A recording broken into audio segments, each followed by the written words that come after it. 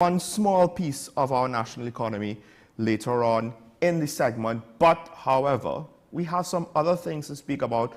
Crime waits for no one, so of course, we need to kickstart our daily review.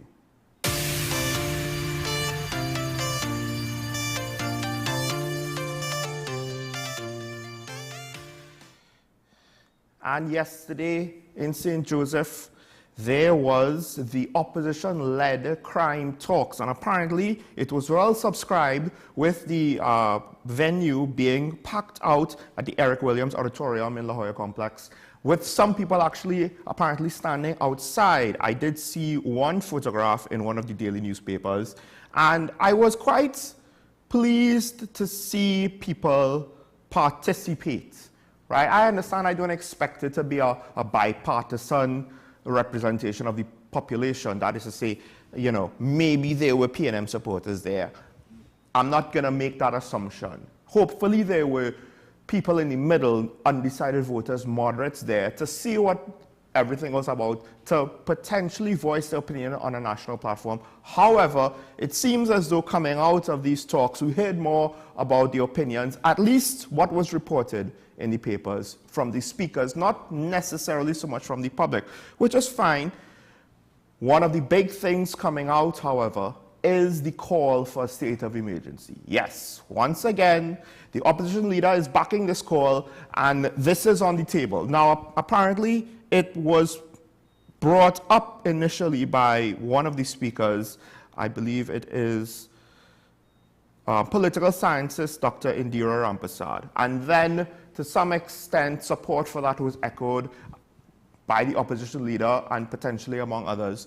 Now, the thing with the state of emergency, and this is part of the argument that I can't necessarily agree with. The opposition leader points to, I believe it was 2011, and points to the fact that, look, there was a set of murders at one point in time, and we had a state of emergency, and it solved the problem, right? What made the difference? This is what she's quoted as saying, the state of emergency we instituted then. But I have multiple arguments against that logic. First of all is the fact that the upward trend of crime year on year, and the trend of the upward increase of the murder rate year after year, more or less didn't really get reversed by the state of emergency. What happened was crime was suppressed, and I remember one of my callers talked about that, suppressing crime. So let me just stop right here and perhaps maybe discuss the whole concept. What is it that we really need right now? Do we need to solve crime? It appears solving crime requires a lot of long-term measures, right? A lot of what the speaker spoke about was how young people feel entitled and they're violent and they have access to guns and blah, blah, blah, blah, blah. And ports of entries are porous, etc., etc. A lot of these are long-term problems, and a state of emergency is not going to solve all of them. So what we saw with the last state of emergency was crime was suppressed, and then it ramped back up, because here we are looking at an average over the last 2 years, and this might be the third year now where we could safely say the average is 600 murders in a year. So did it really solve anything? No, it suppressed it. Now the flip side to that is I understand where the call, I think it might have been Mr. San Fernando, where it's coming from. We do need short-term measures to suppress the violence, because as I always say, you know, crime waits for no one. There are murders happening right now, and we need to try to prevent as many of that as possible. It's not very comforting to tell a family, and we'll get to that later, oh, well, we're sorry for your loss, but we have long-term measures to deal with crime, and unfortunately, it just didn't work out in time for your family member to survive. So if it's on the basis of, well, we need something, a short-term measure to stem the bleeding, to reduce the murder rate, to try to buy us some time for the long-term measures to work, okay, now we're somewhere. But the language used made it seem like this is the answer, when in reality, to me, it's a Band-Aid. And it's a Band-Aid that has some serious negatives. First of all, the last state of emergency they were already more or less around the time of its end or even before. There were already situations with lawyers giving their opinion, and we saw some of that played out already in the courts of people suing the state for wrongful arrest, and several have won, and there might be some cases in appeal. I haven't kept track of all of them. But there were a lot of instances where young men were picked up, young men were held, young men were let go. No real explanation given. And even within a state of emergency, there's a limit to how much freedom the authorities could have. To just hold somebody and then release them with no explanation is a bit excessive, to say the least, even under those circumstances. Now, one of the other things is the economic impact of a state of emergency. At the time, there was concerns, and this was seen with regards to businesses that operated in the late evenings, at nighttime. You know, of course, there's a lot of restaurants, nightclubs, casinos, bars, as well as certain other businesses that might just have night functions, night audits, right?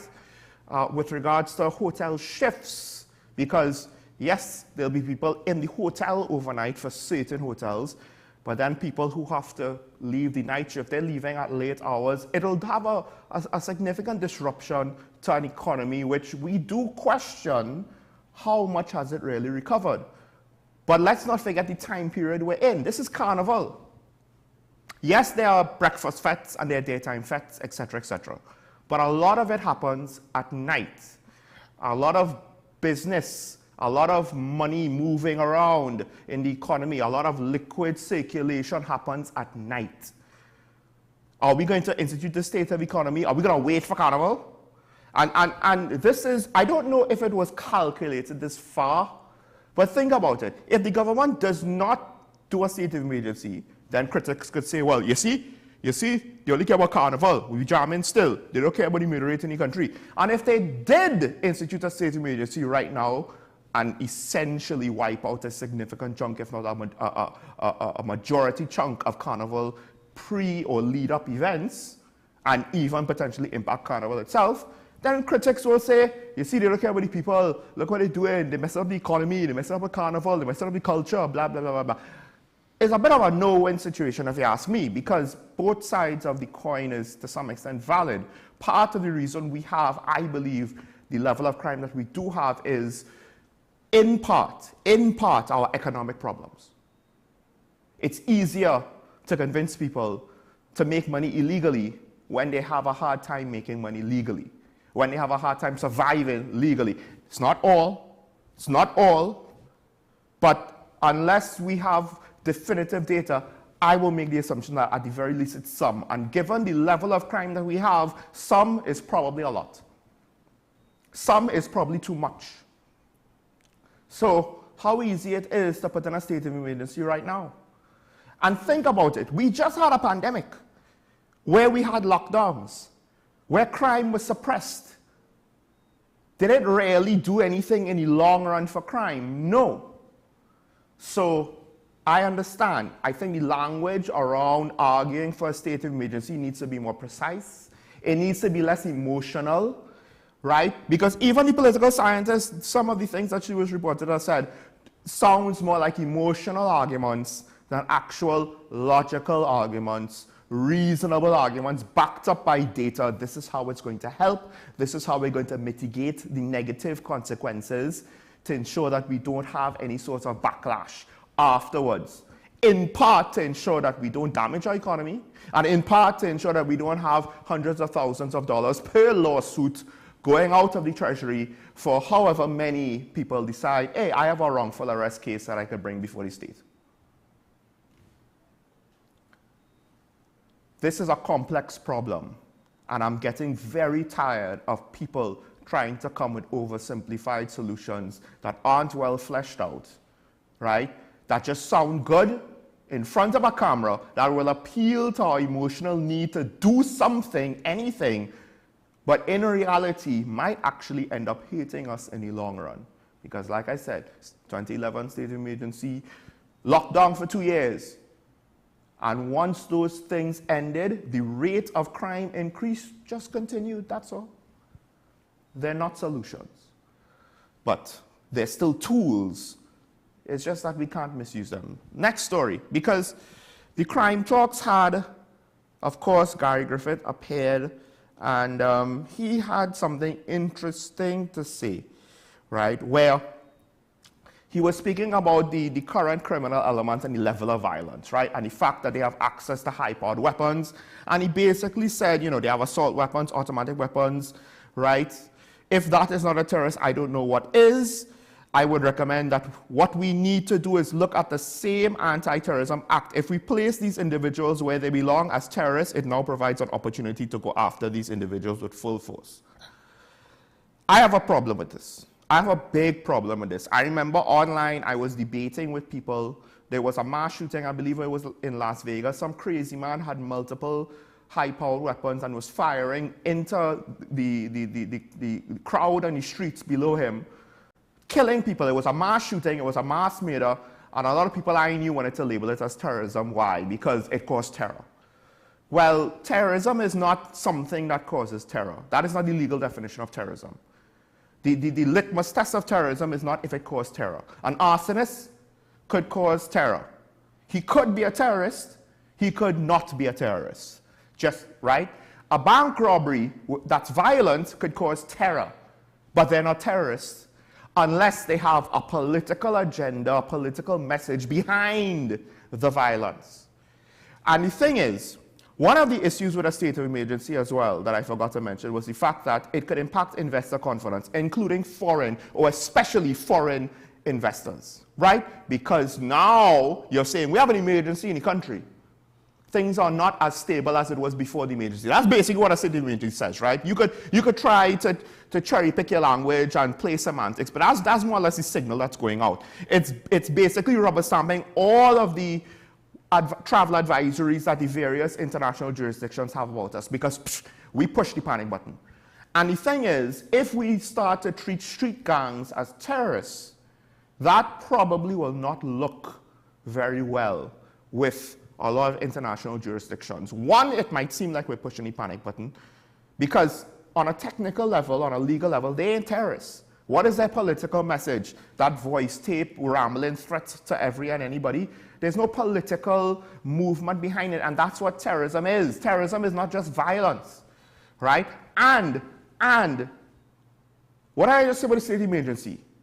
There have been lawsuits about wrongful arrests that were successful, even with the lower standard that came with the increased powers with a state of emergency. Now, if we try to just arbitrarily apply the Anti-Terrorism Act to street gangs, even President Obama with his administration, he became somewhat infamous, particularly in certain parts of the world, with drone strikes and the war on terror. And the thing about those drone strikes was they had lawyers to check into the targets, to check the legality of striking the targets that the military wanted to strike. And even with that measure, there are still questions to the legality of anti-terrorism / military use of force against certain individuals, particularly against individuals who are considered to be nationals of the United States. I would not like to know the legal ramifications of trying to use that piece of legislation on our own citizens who, on a technical level, by those who are terrorism experts, probably are not terrorists, right? Let's just basically boil it down to that. And to me, this is a serious flaw in the thinking of Gary Griffith. And if he wants to purport himself as former captain of the Defense Force, former Minister of National Security, former National Security Advisor, and former Commissioner of Police, and he wants to spew this nonsense, I'm sorry, your credentials as a technical expert took a hit with this one. And no fault, there's no opinion about this. Right? There is no subjectivity about this. You're basically saying, let's just treat street gangsters as terrorists. And that on a technical level is wrong. On an objective level is wrong. And if carried out, opens up the state to some significant lawsuits as well as questions from human rights organizations about human rights violations. I mean, there are a lot of people that look at America's war on terror as a negative, and what we're going to try to basically bring a domestic version. I know we tried Operation Anaconda when we saw Anaconda in Afghanistan. We just like to copy and paste other people's ideas. I get it. Originality apparently does not seem to be something that we strive for, at least certain people in this country. But come on. I understand the level of violence is at an all-time high. But at the end of the day, we're not going to solve it if we can't do the basic things like securing our maritime borders and, I don't know, maybe detecting murder rates higher than 50%. Let's just start with that, right? This suggestion by the former take your pick is a rather irresponsible thing for someone with his background to say. I would have understood more if it came from a non-service member, ex-service member, retired service member, politician, as opposed to somebody who should know better, because in theory, he has experience both in the military as well as with the police service, which each has its own different types of rules to operate and has its own different legal complications, you know, in order that they have to operate within, as well as the fact that him being within civilian leadership. And let's not then even let's not forget, about the fact that if you do this, the propensity for abuse, if we have things like I say to you immediately, and the application of anti-terrorism laws on gangsters, or maybe just one of them, particularly the latter, the propensity, the possibility for abuse at a time when confidence in the TTPS is at all-time low. When we had a police officer slap the phone out of somebody's hand and with video of that, when we have poor customer service examples on tape, when we have questions with regards to police officers and what they do in their private time, when we have questions with regards to extrajudicial killings and multiple questionable instances of it, the last thing we need is, well, yeah, y'all could treat them however you want. At what point will that genie now get released out of the bottle, and then we'll be struggling to put it back in? And I know some people might not agree with me, I get that, but from a technical level, that's not what this law was meant to do. It's just not. And if we try to utilize it in that way, trust me, security experts around the world will take notice, and some of them might just laugh at us and ignore us. And some of them who are advising the travel advisories from the American Embassy, the Canadian Embassy, the UK Embassy, some of them might take note. And it'll be interesting to see what they have to respond with then. And I don't want to hear locals saying, you see, they just don't like us. No, it's not that. This sort of thing is messing around and will impact the confidence in foreign direct investment. This level of judgment. It will get there. Trust me, it will get there. I want to move on to mention this last story. I had other things to speak on daily review, but we kind of get into overtime. But I will not fail to speak about this because, and it's not that I want to in a way.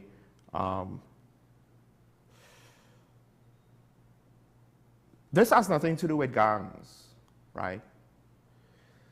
A 15-year-old girl was shot, and she died yesterday. 15 years old. The reports are that there was a gentleman, he was involved with some kind of, argument in the village at a back.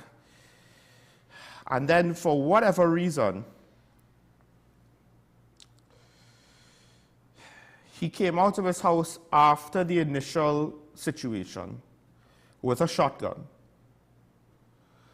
And he fired at a crowd. There was an exchange of words on the road, so there was still heightened tensions, and he fired one shot, apparently into a crowd. There are conflicting reports on the makeup of the crowd. Some people are saying that the crowd had nothing to do with him and the argument. It could have just been a group of children. or women and children. 2 people were hit, the deceased and her aunt. I believe it was buckshot that was fired.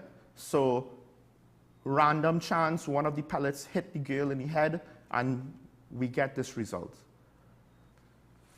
Part of our problem is, dare I say, moral decay, or rather, maybe it is that sense of entitlement, but it's not limited to young people. It's not limited to Gen Z, teenagers to late 20s, because this is a 45-year-old man who is the suspect in this case.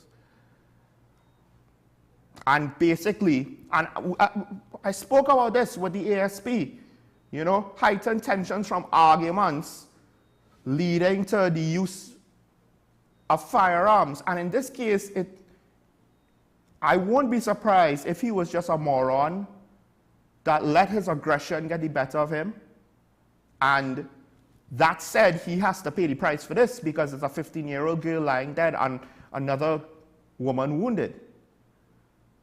And we heard similar things from the opinion of Mr. San Fernando with his time spent in Tobago. He thinks that a lot of the shootings there are reprisals and personal vendettas, nothing to do with gangs. According to the Minister of National Security, from what I understand, with one of the reports coming out of the weekend, 45% of the murders last year were gang-related. Then there's another 55%. So that and all just kind of debunks, to some extent, the argument of one Gary Griffith.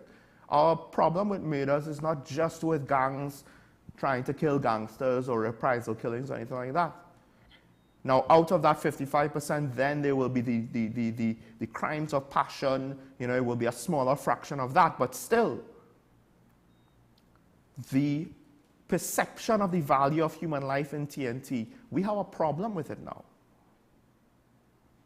We have a problem with it now when not only is it that gangsters now feel no inhibitions to firing into crowds or causing collateral damage, which leads to the deaths of innocent people not connected to their targets, but we also have instances of private citizens feeling justified in using firearms, either recklessly or intentionally causing deaths.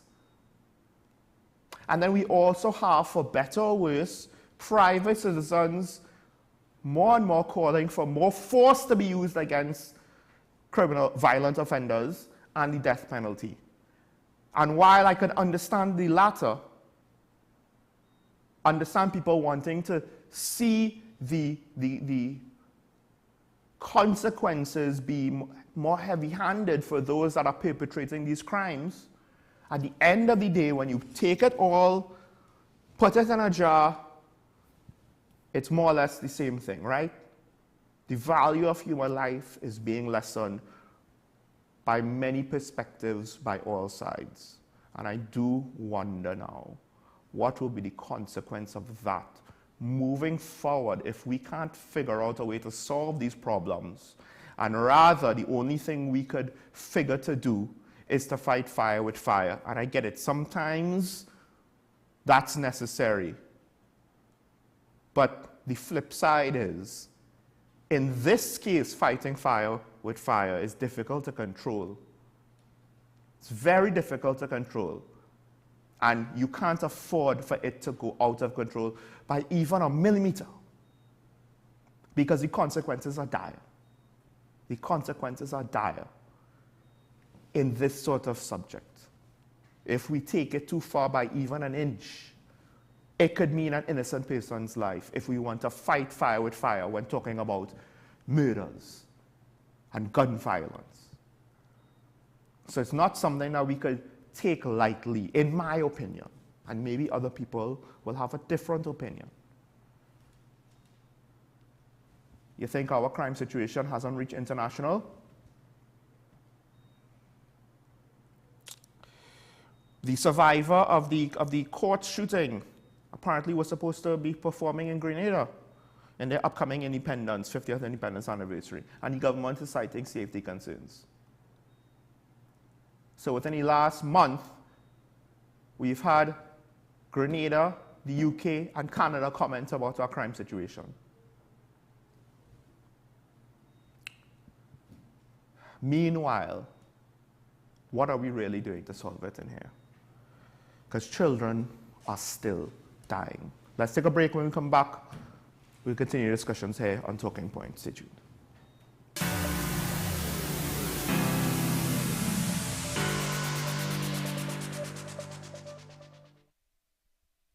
Like many others trying to save on Carnival, Gabby thought she should go for 50% off makeup. What about the other side? Well, that is 50% off offer. So, you know. No makeup artist we don't know. What we do know is the savviest savings for Carnival are at KFC. Get a Chap Chap box, 1-piece chicken, 1 regular fries, and a biscuit for only $25. Is it politics? What is it that nobody cares about sports? The kind of support that sport used to get in the past is no longer here. The thing is, taking a knee doesn't mean that that's the only thing you're doing now, Andy. Right. Taking a knee along with other stuff. Samantha, what are you looking forward to when you return home to Trinidad and Tobago after winning the title? Thank you very much for speaking it into existence. Is it no pressure on Nicholas Ball? It makes me more motivated to work hard and to go out there and rep the white and black. Why are we sending a team to the Winter Olympics? There are a number of Trinbagonians who are in the diaspora and have grown up in winter sport. It's an opportunity that the Trinidad and Tobago Olympic Committee will not close the door on. I also believe in the players that we have. Once you can motivate the players, you can get the best out of them. The issue, the continued rise in the price of flour and its impact on the cost of living in Trinidad and Tobago. How should we go about it? I want to ask you, what has been revealed to you about the state of vulnerability in the country because of this exercise and because of what we're going through? Is the government losing the war on the vaccine front? The discussion should revolve around the common good for the greatest number of people in Trinidad and Tobago. How do we inculcate a sense of respect and regard for people who may not be of your own political ilk or persuasion? The communities are now being used by political opportunists. So when the tables are turned, it's the same way. Okay, this has been 10 questions. I'm Andy Johnson, and we'll see you next time. Join me, Dr. Nalini Kokram, on What's Up Doc, where we discuss all your burning questions concerning health. Trinidad and Tobago is among one of the highest risk group of patients that develop this form of genetic breast cancer. What I'd like to take home from a short interview like this is screening. You must screen. Because it's silent. It's silent. Yeah. And because it's silent, you don't know it's there. What's Up Doc, every Tuesday and Thursday on WESN, Content Capital. Take some time for yourself or spend some time with the family at Sandy Point Village Hotel. Enjoy our various studio and suite apartments, self-contained with their own kitchenettes and Wi-Fi. We also have our famous 100-foot swimming pool and our beachfront restaurant, the Steak and Lobster Grill. And our location in Crown Point puts us near the center of activity from the nylon pool to the local nightlife. Call us and make your reservations at 639-8533, 389-2378 or email us at sandypointvillagehotel@gmail.com.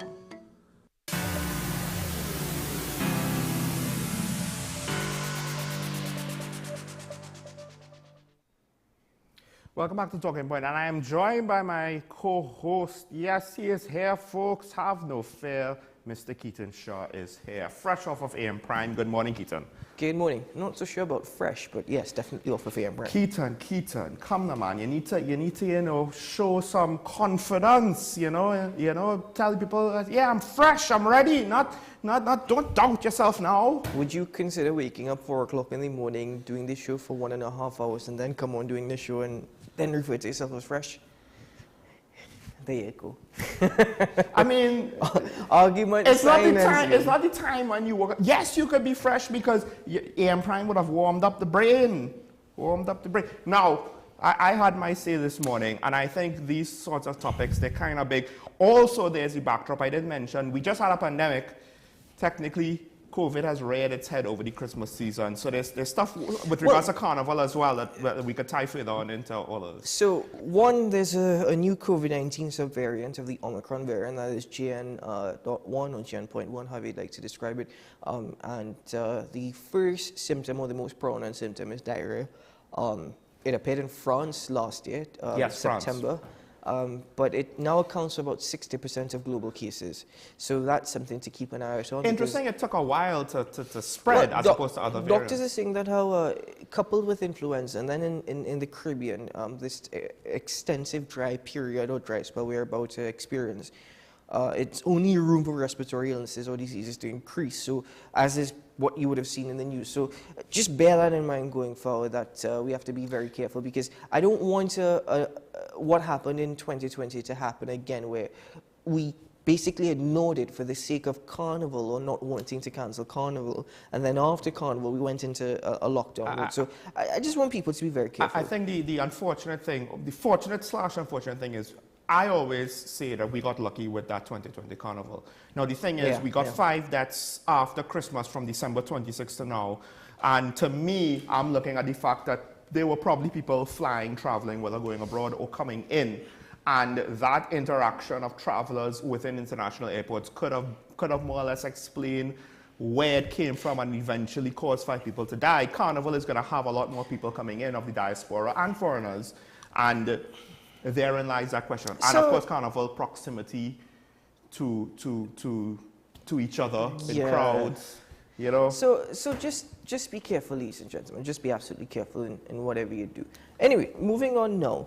Before I say my part, just for clarification, I heard that you were speaking about Gary Griffith and his points about gangs being treated as terrorists. Yes. You seem to feel very strongly about it. Now, I didn't get to hear your entire opinion, but I did hear the last part where you were chastising him as a former Minister of National Security, former Commissioner of Police, security expert. Enlighten me.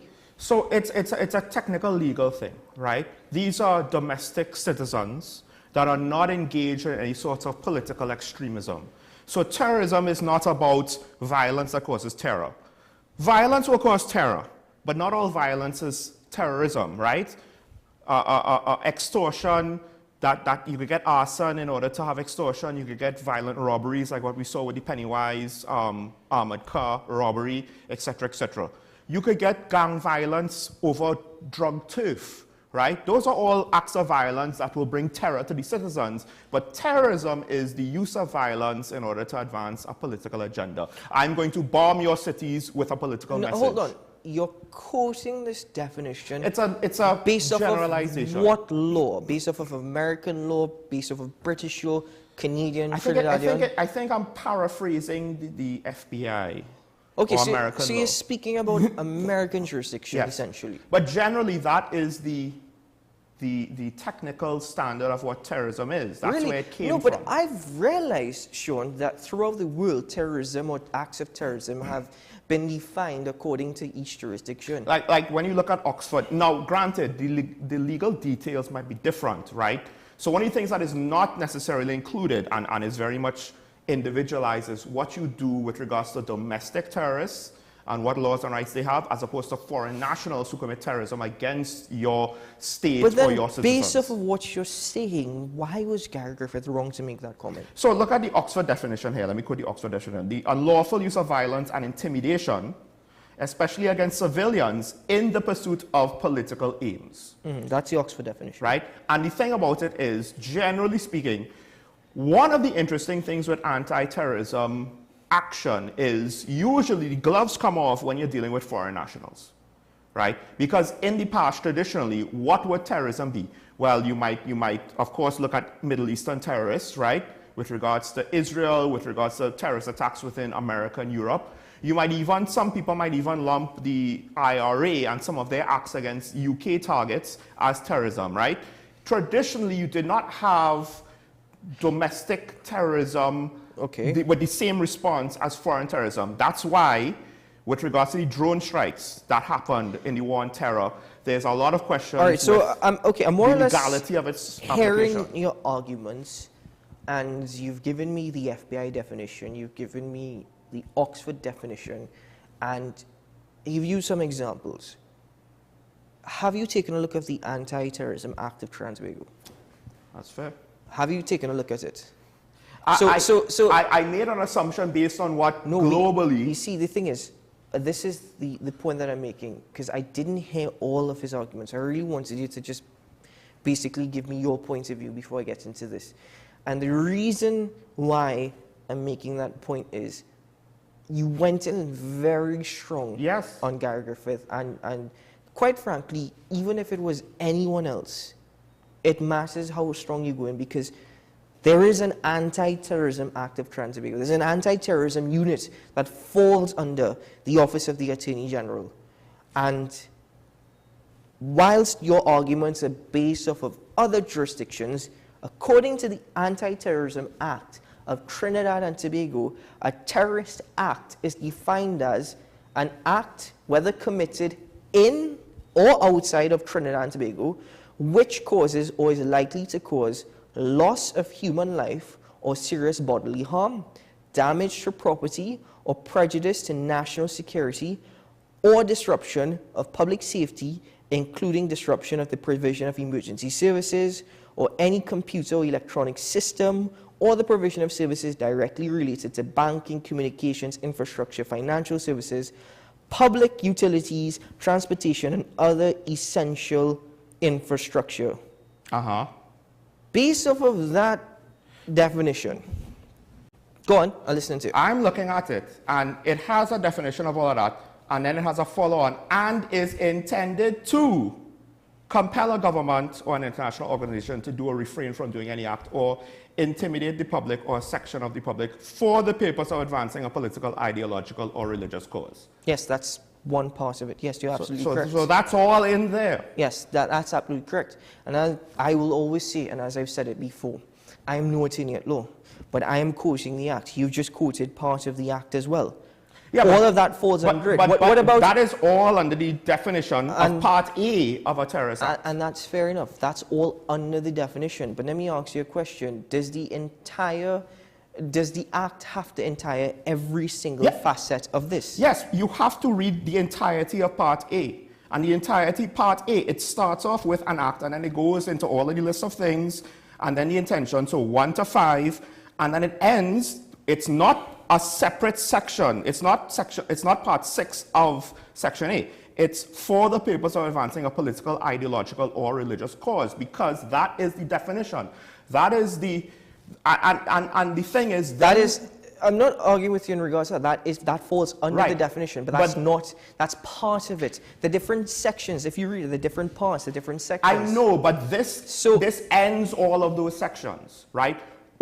This applies to all of those sections, right? You can't, this is not another section. This is not Part 6. This Part 1 to 5 ends with this.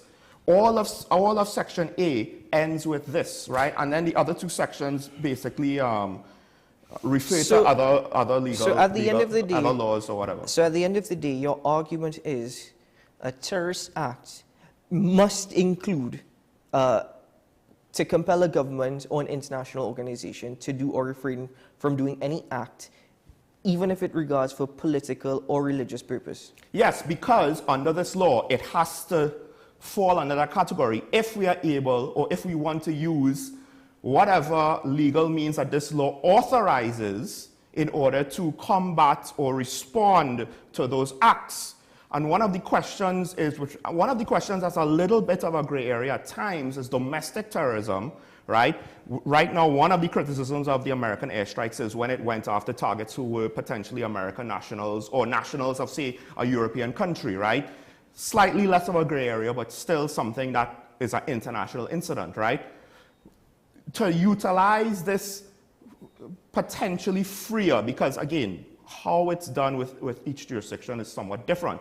But anti-terrorism has a quick response mechanism that probably has a lesser burden of proof than the standard murder investigation or anti-crime legislation, usually because you're responding to a violent situation that's happening in the moment. So, given all that has been said, thus far, given the arguments that you've put forward.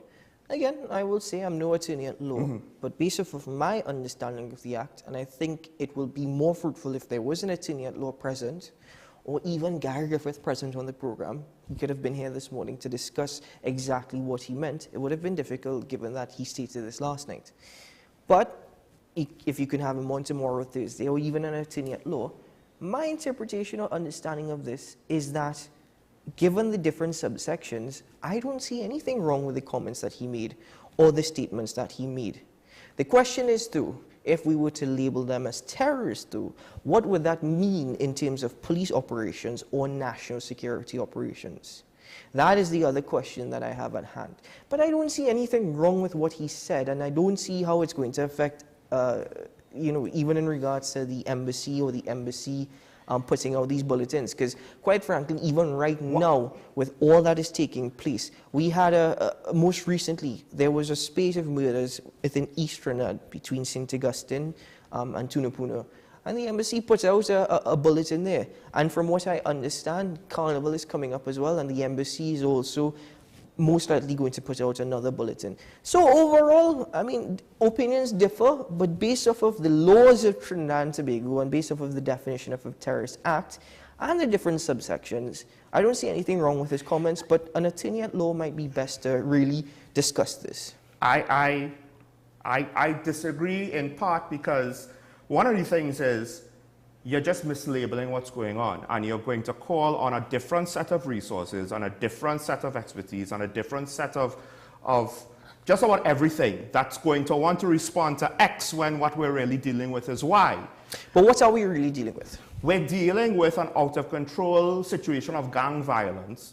That's number one. And as well as in general, we're dealing with a society that seems to be more inclined or more willing to utilize violent methods in order to deal with individual conflict to some extent. We're seeing, it's a bit of a cliche, but I find that you could make the argument that TNT is perceived to be a more violent society now, right? And the level of violence by the gangs, it's what's the most distressing, not just the murder rate, because everyone was an increase in the murder rate, but it was the same old of, well, a man used a 9mm pistol, he fired a few rounds, at close range into another man, all well and good. But when we're seeing spray and pray and 4 automatic rifles just to kill one man, and that kind of level of violence, all of the other workers at the time in the Queen's Park Savannah, they were just feeling lucky to be alive. We've seen instances where spray and pray has caused collateral damage and unintended consequences just to take out one target of whatever the motivations for the gangsters were. Very good. Right? So then, given what you've just said, let's get into part B of the conversation. Would you agree that there is need for a state of emergency? Again, remember you would have stated your opinion in the daily review. Kindly forgive me, I wasn't necessarily here, but it's good to hear. I think it depends on what is the objective of the state of emergency, right? If you think that it's going to have a medium-term effect on crime, or it's going to help deal with the murder rate in general, I think that's a bit too idealistic on what it could do. What it could do is it could suppress the crime. And then the question is how long you're going to have it to try to rely on this suppression. Because once it's removed, that suppression effect is going to disappear very quickly. And then it might not go right back to 2 murders a day or 1 to 2 murders a day, but it will get there within short order, as we saw after the pandemic lockdown. So a state of emergency is going to be absolutely unfavorable, especially given the time of the year. I mean, generally... yes. Generally, if you implement a state of emergency between January and December, it's going to be unfavorable. But given that it's an extremely busy period, and it's really what a lot of Trinbagonians look forward to, and that is Carnival, it's going to be absolutely unfavorable. But bear in mind this. I will agree with you. Long-term, a state of emergency is not going to have the necessary effects or impacts that you would hope for in any crime-fighting initiative or crime-fighting plan. Now, also to add to that, I don't know what the crime plan is. I don't even know if a crime plan exists. I don't know if we're just hoping and praying for divine intervention, and that is really what is going to help reduce the murders by 30 odd. Now, a reduction is a reduction, But still, I still don't know what the anti-crime measures or... You always point out, there's always matters that don't get reported, that we don't know about. So as much as it's 575 reported last year, there's a good chance that it's closer to 600, if not actually 600, and we just don't know about it. Beyond that, though, a limited state of emergency for probably short-term results or short-term impact, I don't necessarily see any harm being done with such. But when? But the issue, exactly, and that is the point. We can't say, you know what, let's just wait until after Carnival and we're going to implement a state of emergency. Because think about it. If the government does it now, they'll be criticized because it's disrupting Carnival and the economy. If they do it after Carnival, they'll be criticized for waiting so long. Right? So yes, so it really puts them in a difficult position. But a state of emergency is not going to happen, it's not going to take place. A state of emergency would have happened a lot sooner. We would have seen that happening in 2022. You remember many a times, even last year, when on a Monday morning that you would come on this program, or even when I was on the program, we were reporting 70 murders that happened on a weekend. You remember those instances? So we know that it's not an option for the government. Do you think it's also fair to say that while, you know, the opposition leader touted the state of emergency as solving the issue then, the trend, more or less, the year-to-year trend of growth... It didn't solve the issue, but what it did is that it really tried to put a couple patches in a leaking barrel. And it's not a long-term measure. You see, the thing is, if there was understanding of the anti-crime efforts or the anti-crime initiatives, then I would say, you know what, okay, for immediate results or an immediate impact, given the police powers and privileges, cool, great, all right, it's a limited state of emergency, I get that. What Jamaica has done is that Jamaica in certain areas, so hotspots, as they, and this is the thing, here in Trinidad too, the definition of a hotspot, or what you would deem as a hotspot, everybody gets very, very iffy when we speak about hotspots. But in Jamaica, in different districts, different areas, they implemented limited state of emergencies and curfews. And they saw results. Did it help long-term? No, it's not necessarily going to be a long-term measure. But immediately, the police powers and the privileges that they gained, they saw some instant results. I don't know if that's going to work here, because one of the things that is concerning is I guess, the exportation of gang culture out of the traditional hotspots into new territory, both within Trinidad, then potentially in Tobago, although we haven't necessarily seen it really ramp up in Tobago just yet, right? At the end of the day, 13 or 14 murders a year is not an equivalent to the level of gang violence that we have in Trinidad.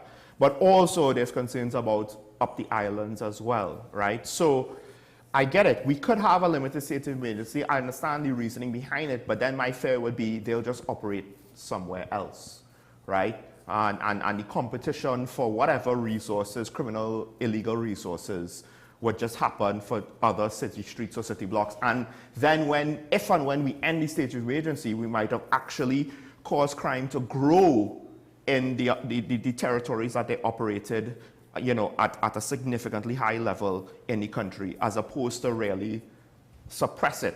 Now, if we successfully had anti-gang investigations at the same time, then yes, potentially that will prevent the scenario I just presented. But for whatever reason, it seems as though we can't really get a handle, despite the fact that we have anti-gang legislation, we can't seem to get a handle on the gangs and to break up the gangs. And you know, the question now is, and I don't know if we'll ever get an answer within a reasonable period. This might be something that eventually history will get the answer years, decades later. What is it that our police is not doing with regards to investigations?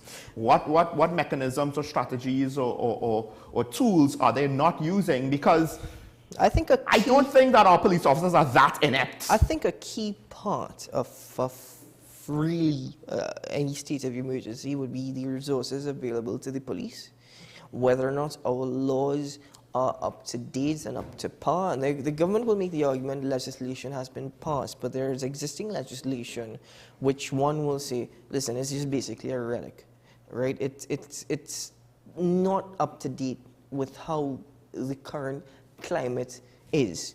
And apart from that, apart from police resources and laws, it's also the police service of Trinidad and Tobago understanding the laws and understanding the powers of which they possess, which currently does not always seem to be something that's happening. And sometimes I really wonder whether or not the TTPS is fully aware of their powers or their responsibilities or the limitations to such. That is absolutely important.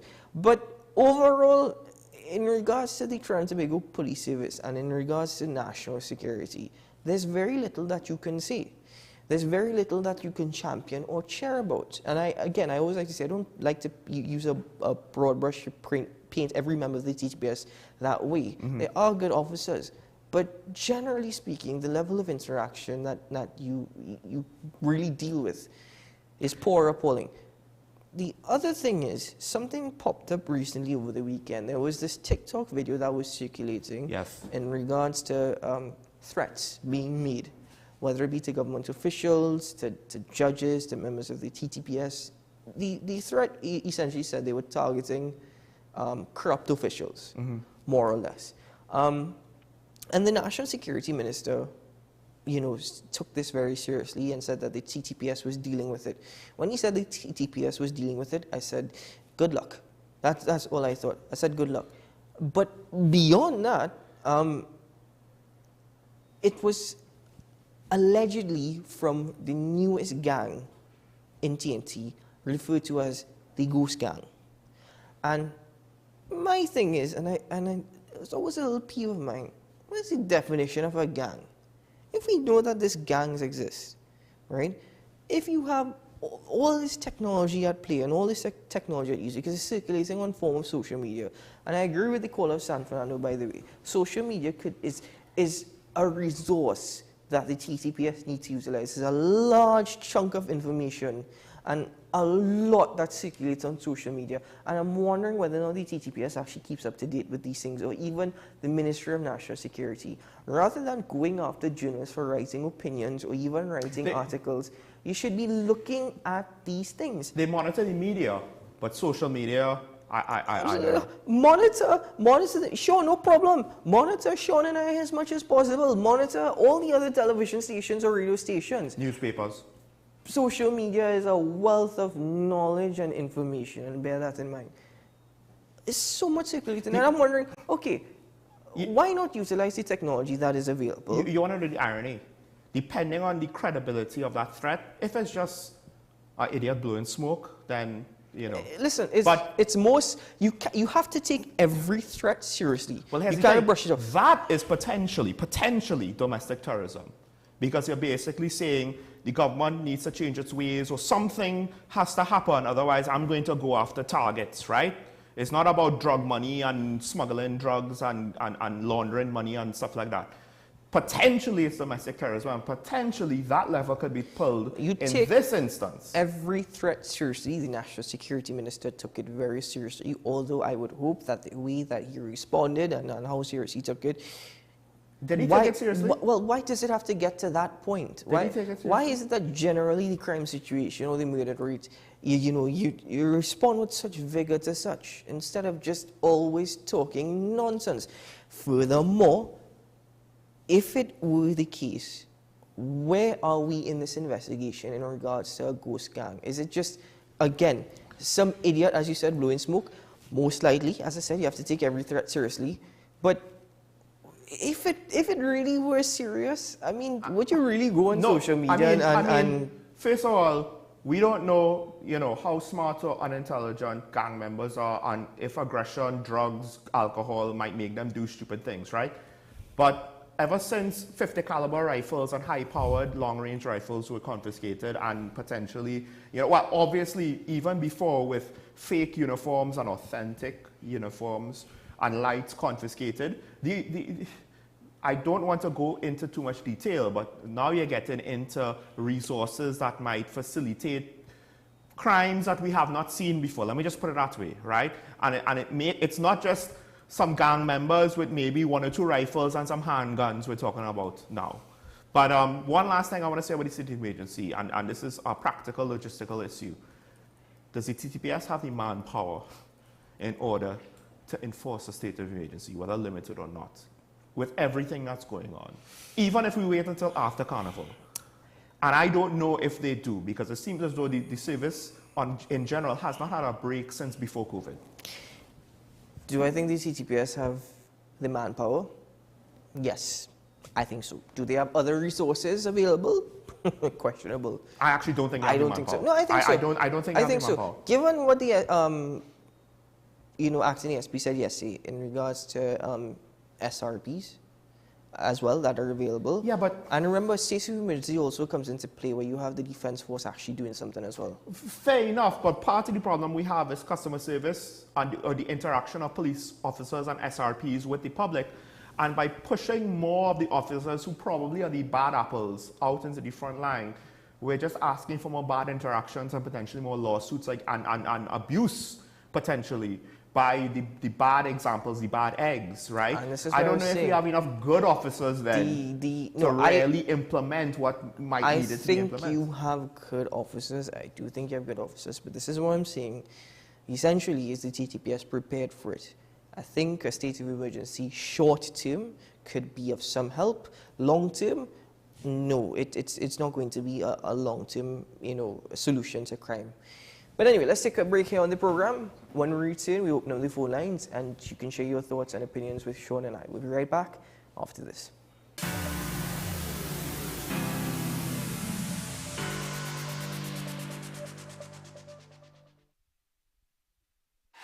FanZone, your reliable, authentic supplier, has just gotten better. You can now visit our website, www.fanzonett.com, for your authentic wear and collectibles. The only place where you can use both your Visa debit and credit cards. Visit our website, fanzonett.com, to make your purchase today.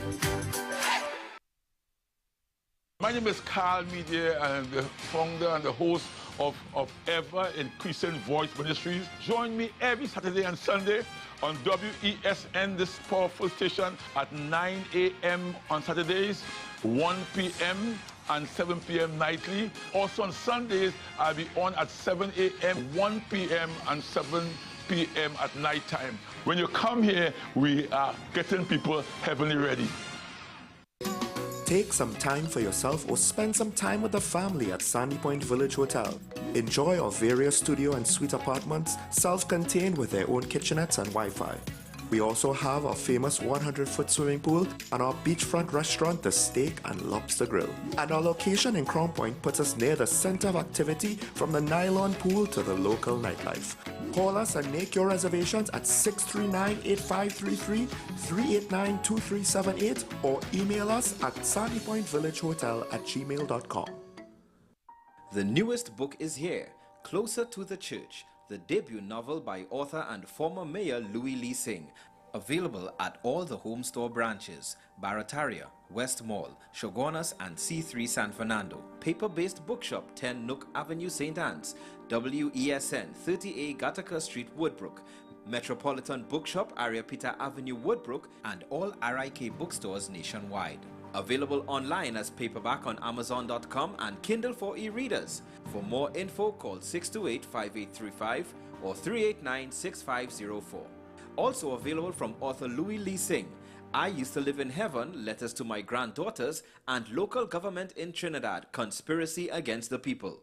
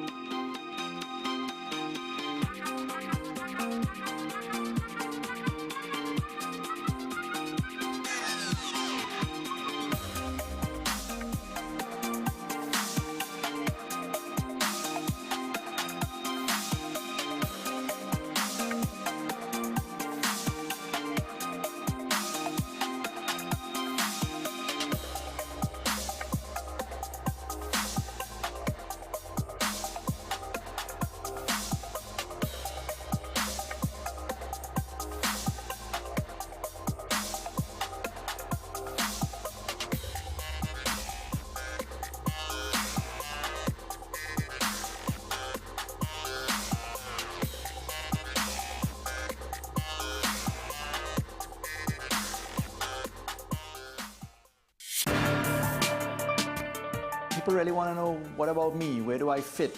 Yes. What is in the ride for me in terms of a better Trinidad and Tobago? And I'm pleased to shed some light on that. The purpose of bail is to ensure your attendance at court. That's it. It is not punitive. It is not rehabilitative. We, the police officers, we are professional, and we are here for whenever the survivor is ready to come forward. We have the right to private and family life, the right to religious freedoms and beliefs and thoughts and expression. But these rights are not absolute. Certain rights can be limited. The law is to govern the whole, it's for all of us in public.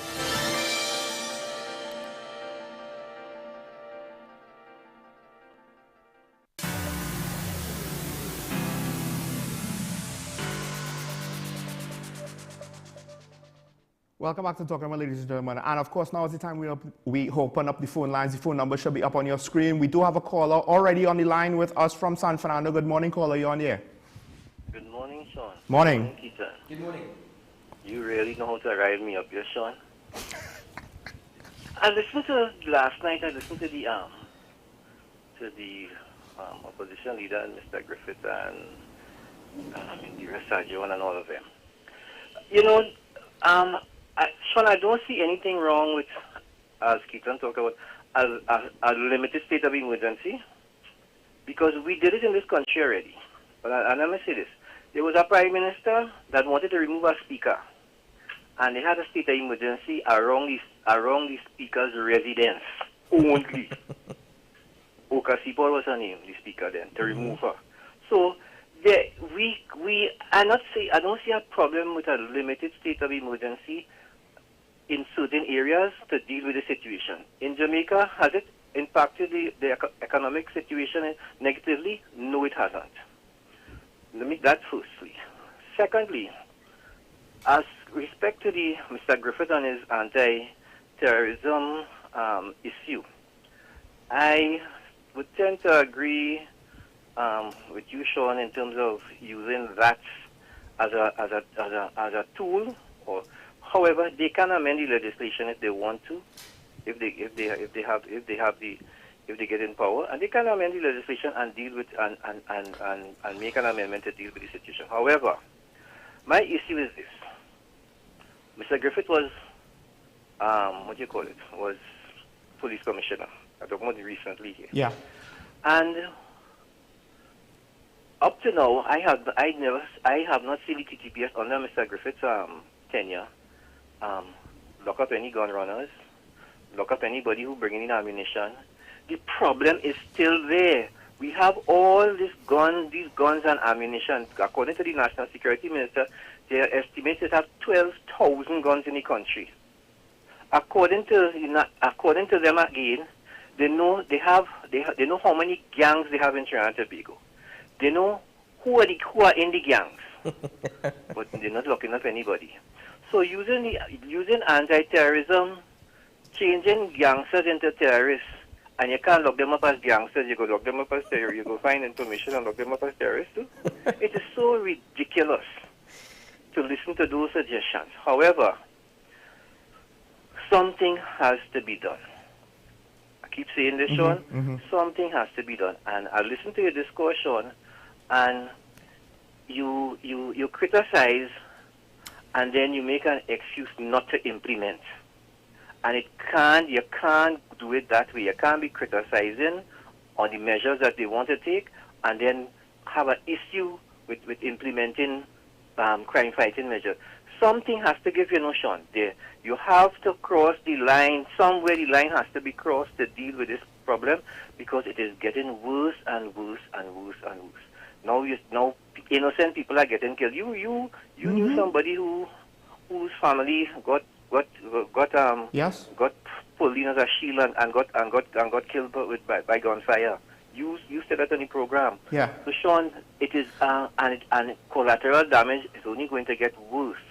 So something has to be done. Caller, I conceded the point that we can't wait on the long-term measures. We have to have short-term measures. It's just how the state of emergency proposal was framed at the time that I had an issue with.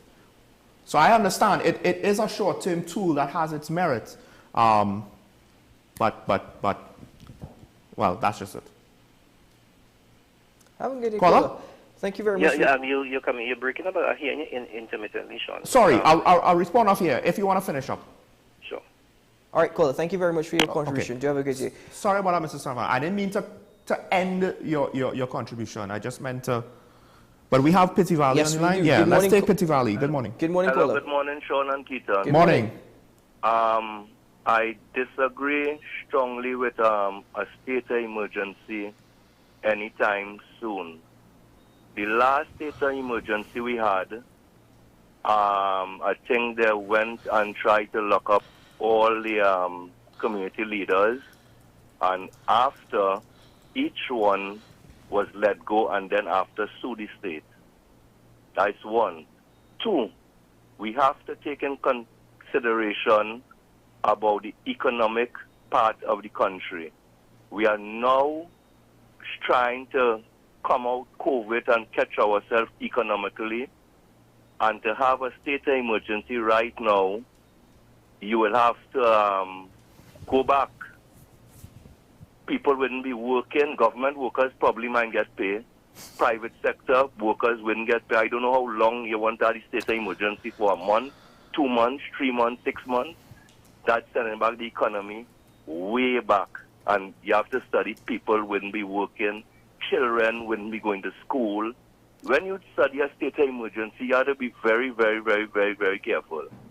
So in my opinion, a state of emergency is really a plaster some government use for political survival, because what it will do by what it is trying to do is suppress the numbers and say, all right, crime was 2 something and thing. Because of the state of emergency at that time, it will suppress the numbers.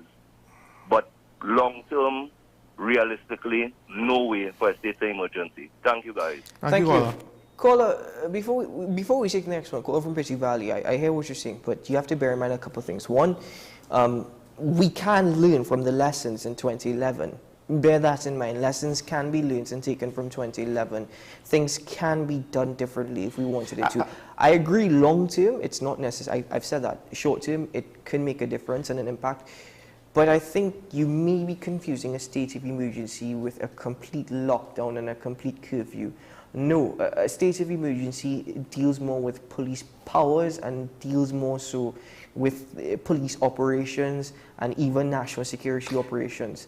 It doesn't mean that we're going to be closed or shut down completely as we were in like COVID-19, for example. It depends on implementation, right? And that has many questions by itself. But before we get into that, we have Diego Martin on the line. Good morning, Diego Martin, you're on here.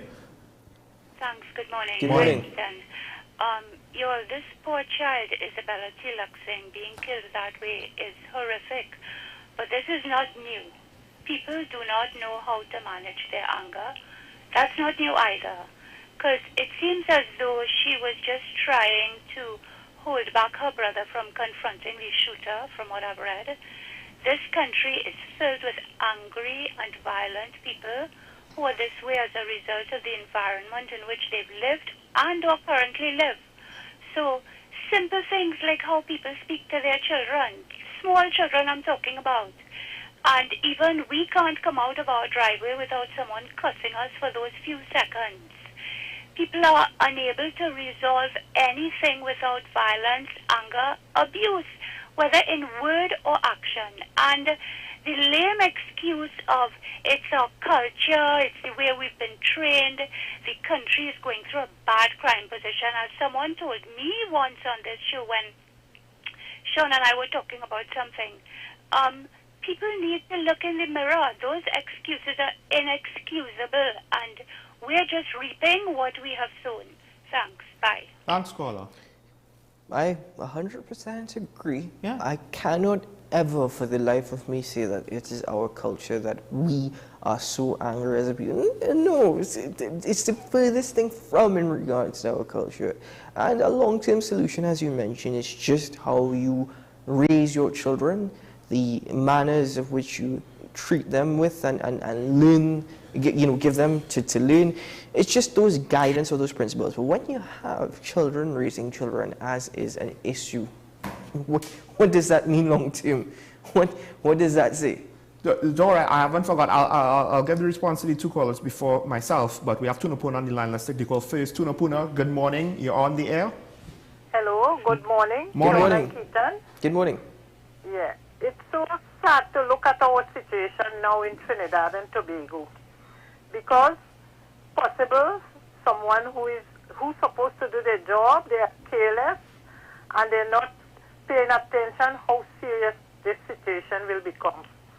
Just recently in our area here on Saturday, we saw we could have got shot too because we were outside moving around doing our business with this sort of shooting down. I don't know what is really taking place. It's scary. We don't come out of our homes. We just inside here like we're under curfew already. I'm telling you, something's supposed to be done from the beginning. You see that border business and the ports and airports and boat ports and whatever.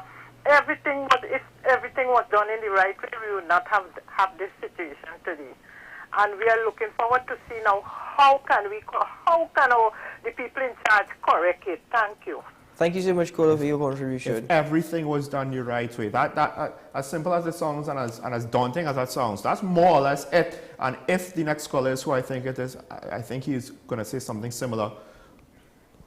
Oh, sorry, we had a caller from Shogunas, but we had that caller as we took the previous call, so we got disconnected. Caller, call back in.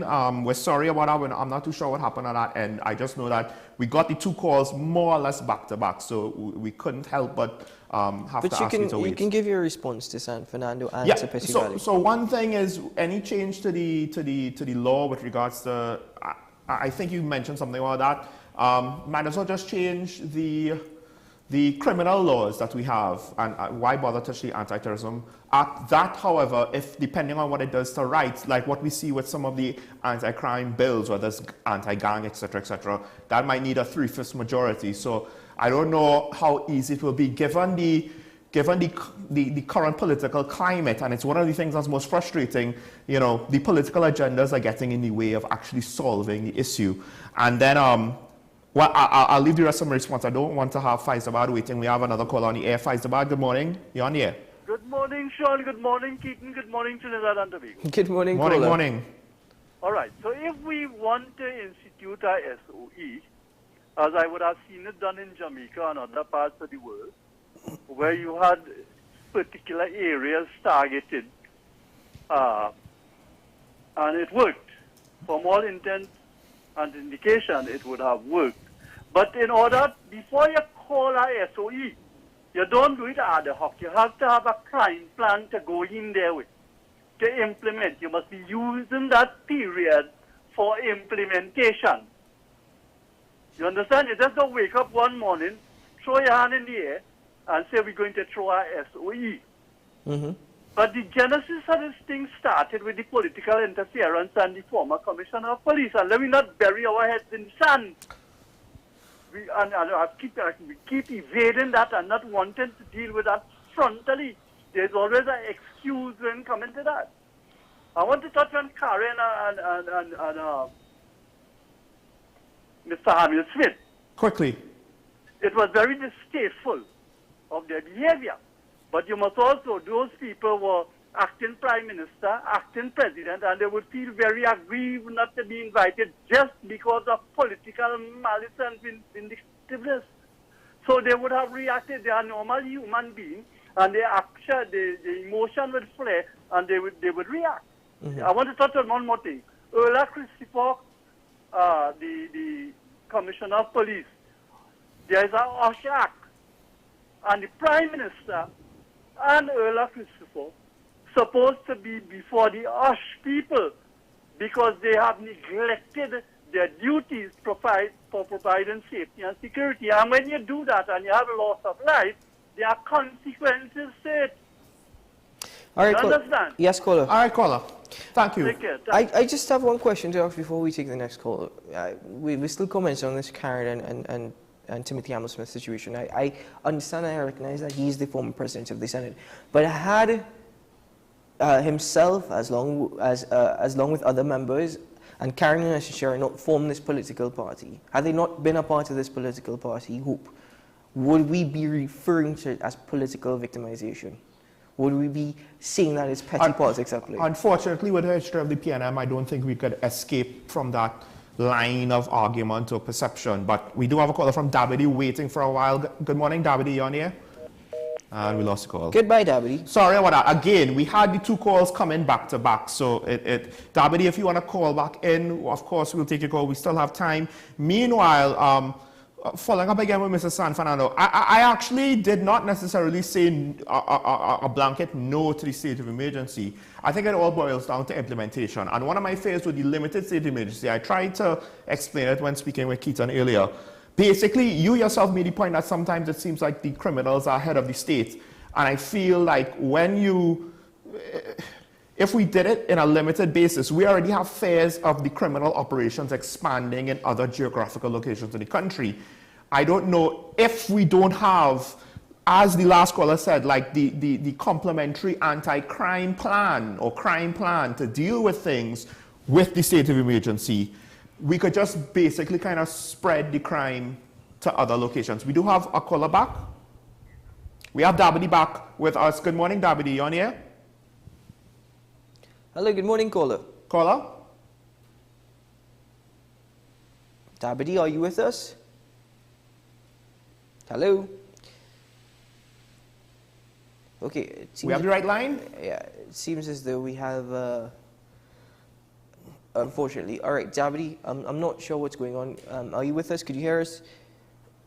All right, okay. Caller from Dabity. Sorry about that. There was a problem with that. Something happened. I just want to reiterate the point again. I actually agreed with you. You made the point about suppressing crime. And I agreed with you earlier on in the segment. I started off with saying, listen, it's a hard pill to swallow for the victims now to say, well, crime is a long-term problem and we have long-term solutions on the horizon. We do need something to kind of stem the bleeding now, to minimize the loss of life now. So I get that. Right? I guess with a state of emergency now, it all really depends on how it's implemented. Is there going to be a curfew? Is there going to be a lockdown? What hours in the day?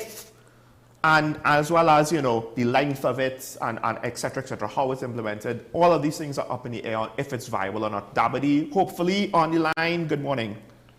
Yes. Good morning again. Morning. Yes, we have you. Thank you. All I would like to say, as a citizen of Trinidad and Tobago, and I live here, what is anybody saying about the person who runs the country is sitting down as a prime minister, and all these things are happening, and he says nothing. He makes no comments. He says nothing. It's like if you run a home, you have a daddy and mommy children. Daddy and mommy make the plans, the this, the that. If something goes wrong, daddy says something. But you have a country where a prime minister is saying nothing, and he's just going about his business, and this is the kind of crime we have. And I am lost when nobody's saying anything about him and how this country is running, right? Because he is in charge of the country. He says nothing. Go on a plane, hop on a plane, go all over the world. Yes, we look good. But to the crime, this was never Trinidad. Please, this was never Trinidad. I was born in the 60s. I was born before TV. I was born before house phone. I was born before color TV. Listen, this was never Trinidad. So if you are running a country and you can't say nothing as a prime minister, please take up your bag and go. Thank you. Thank you, caller. That's a good point. That's a good point. I have said it before, and I will repeat myself again. Do not wear the hat of head of the National Security Council conveniently, let alone as Prime Minister. Yes, the caller is right. It seems as though the Prime Minister has been very silent, and when all is said and done, I'm still trying to understand the results of the proposition of having a crime symposium or summit on last year. Yep. Has that bared any fruit? Nope.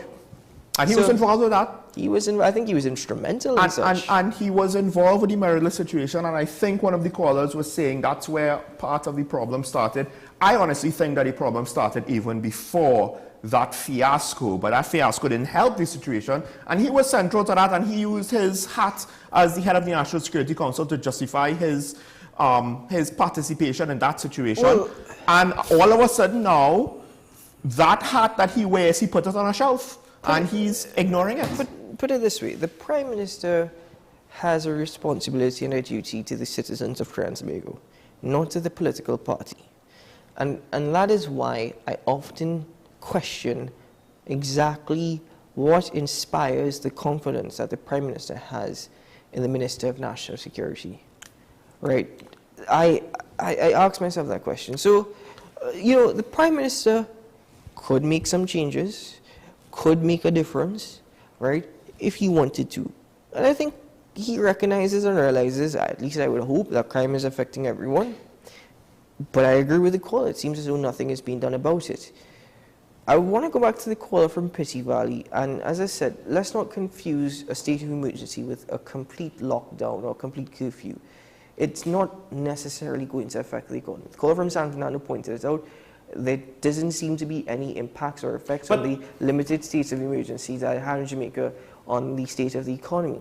There will be curfews implemented at certain periods, but just as in 2011, and even in regards to what we saw over the COVID-19 pandemic, there will be certain provisions that will be allowed for. For example, if companies need to operate overnight, some factories may operate overnight and their workers need to get to the factory. There may be provisions for that. It's not going to be a complete lockdown or complete shutdown or complete curfew. So you can learn from the lessons in 2011 and the mistakes that were made, and let's hope if ever there was a state of emergency again, which I will stress is short term, such is seen to. But it's not going to really have an impact on the way we necessarily operate, depending on the provisions. I hate to say this, but one, the nighttime curfew still is going to have an economic impact, particularly now.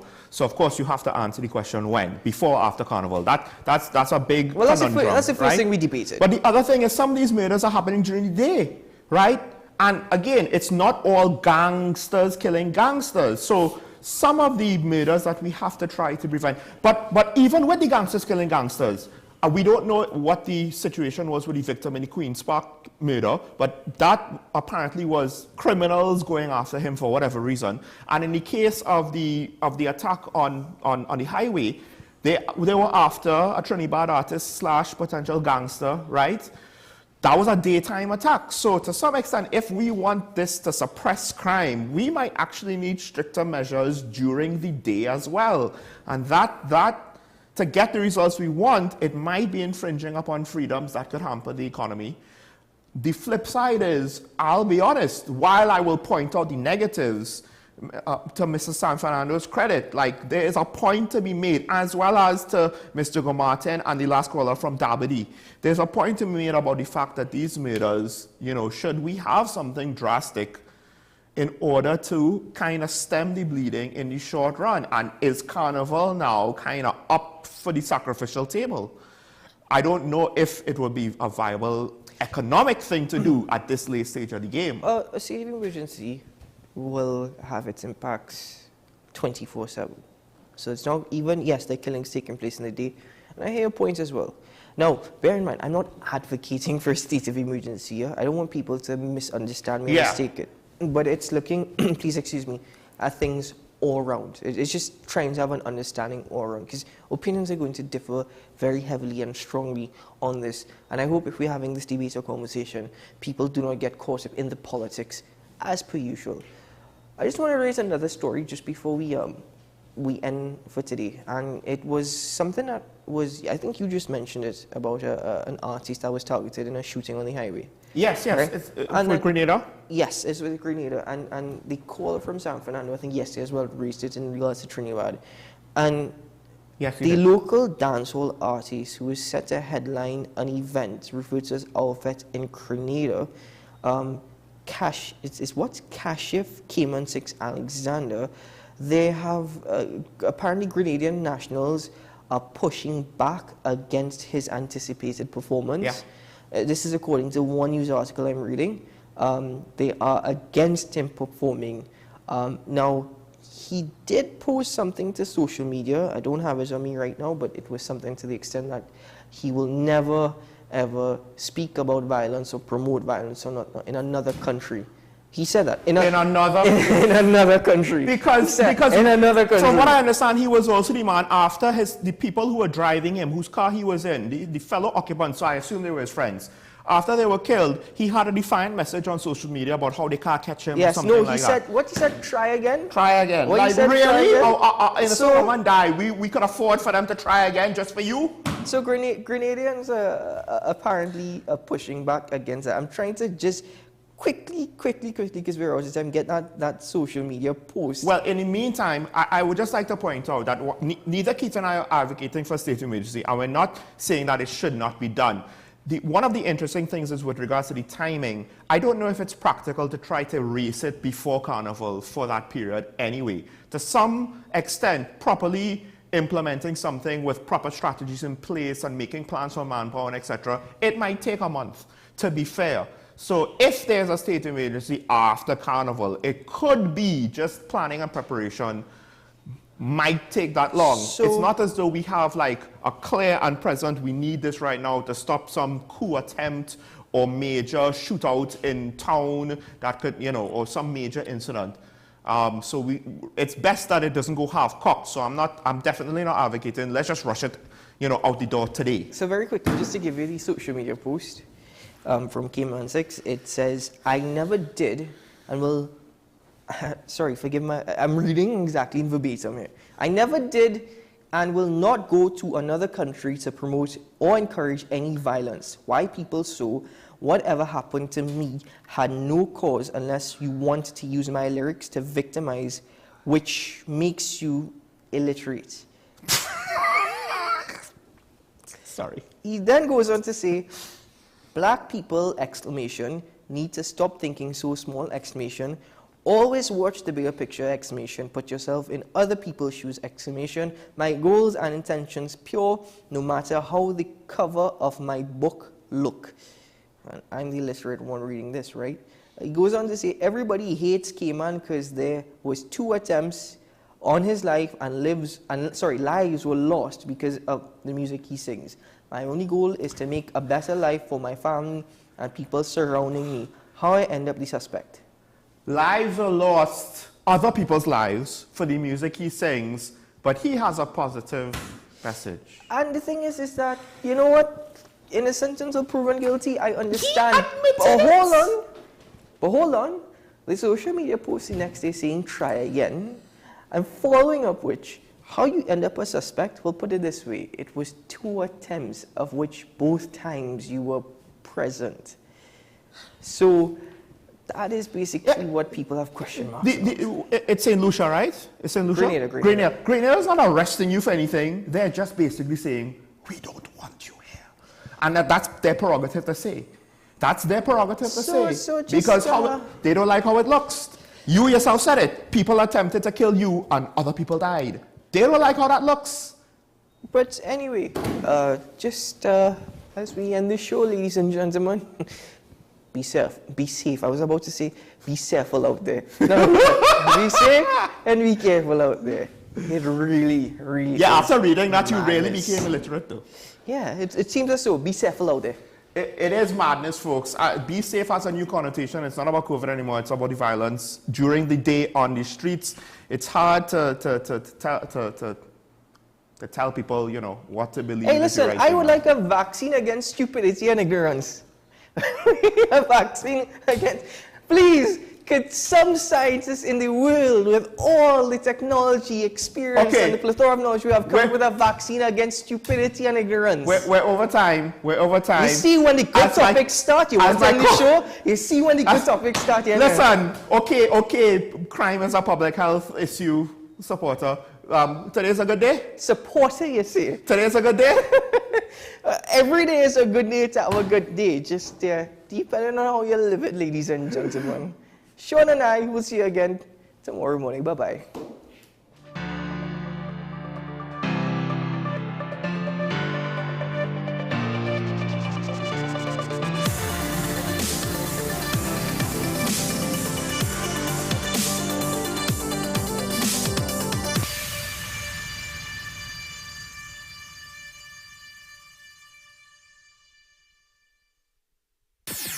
WESN.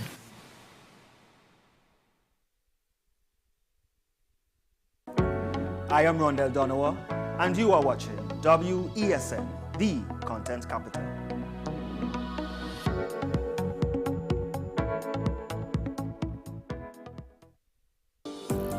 Join me, Sule A. Joseph, as I delve into the day-to-day psychological issues plaguing our society.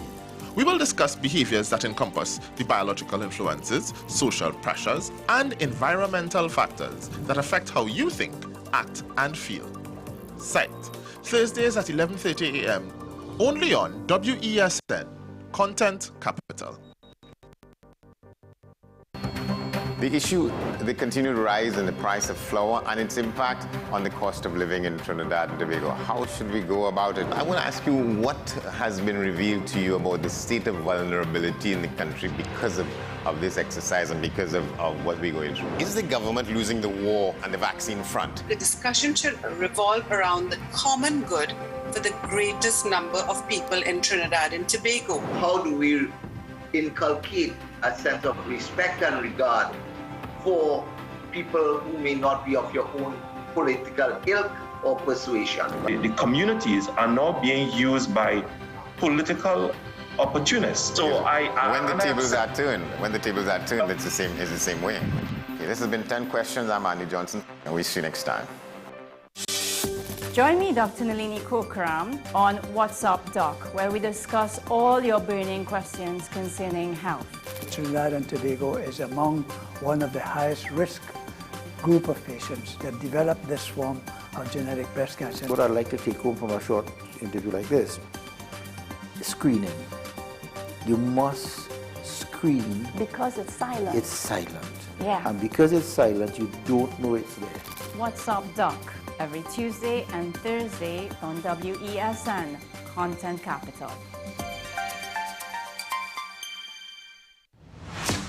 Is it politics? What is it? Is it that nobody cares about sports? The kind of support that sport used to get in the past is no longer here. The thing is, taking a knee doesn't mean that that's the only thing you're doing on. Right. Taking a knee along with other stuff. Samantha, what are you looking forward to when you return home to Trinidad and Tobago after winning the title? Thank you very much for speaking it into existence. Is there no pressure on Nicholas Ball? It makes me more motivated to work hard and to go out there and rep the white and black. Why are we sending a team to the Winter Olympics? There are a number of Trinbagonians who are in the diaspora and have grown up in winter sport. It's an opportunity that the Trinidad and Tobago Olympic Committee will not close the door on. I also believe in the players that we have. Once you can motivate the players, you can get the best out of them. We are WESN, the premier platform for Caribbean content. WESN, covering West, East, South, and North. WESN, we entertainment, sports, and news. WESN, available on Greendot 7, Amplia 118, Airlink 17, Bmobile 107, Digicel 21, ICNTT 105, and Flow 110.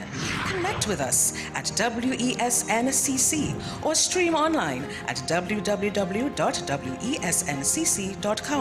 WESN, your premier platform for Caribbean content.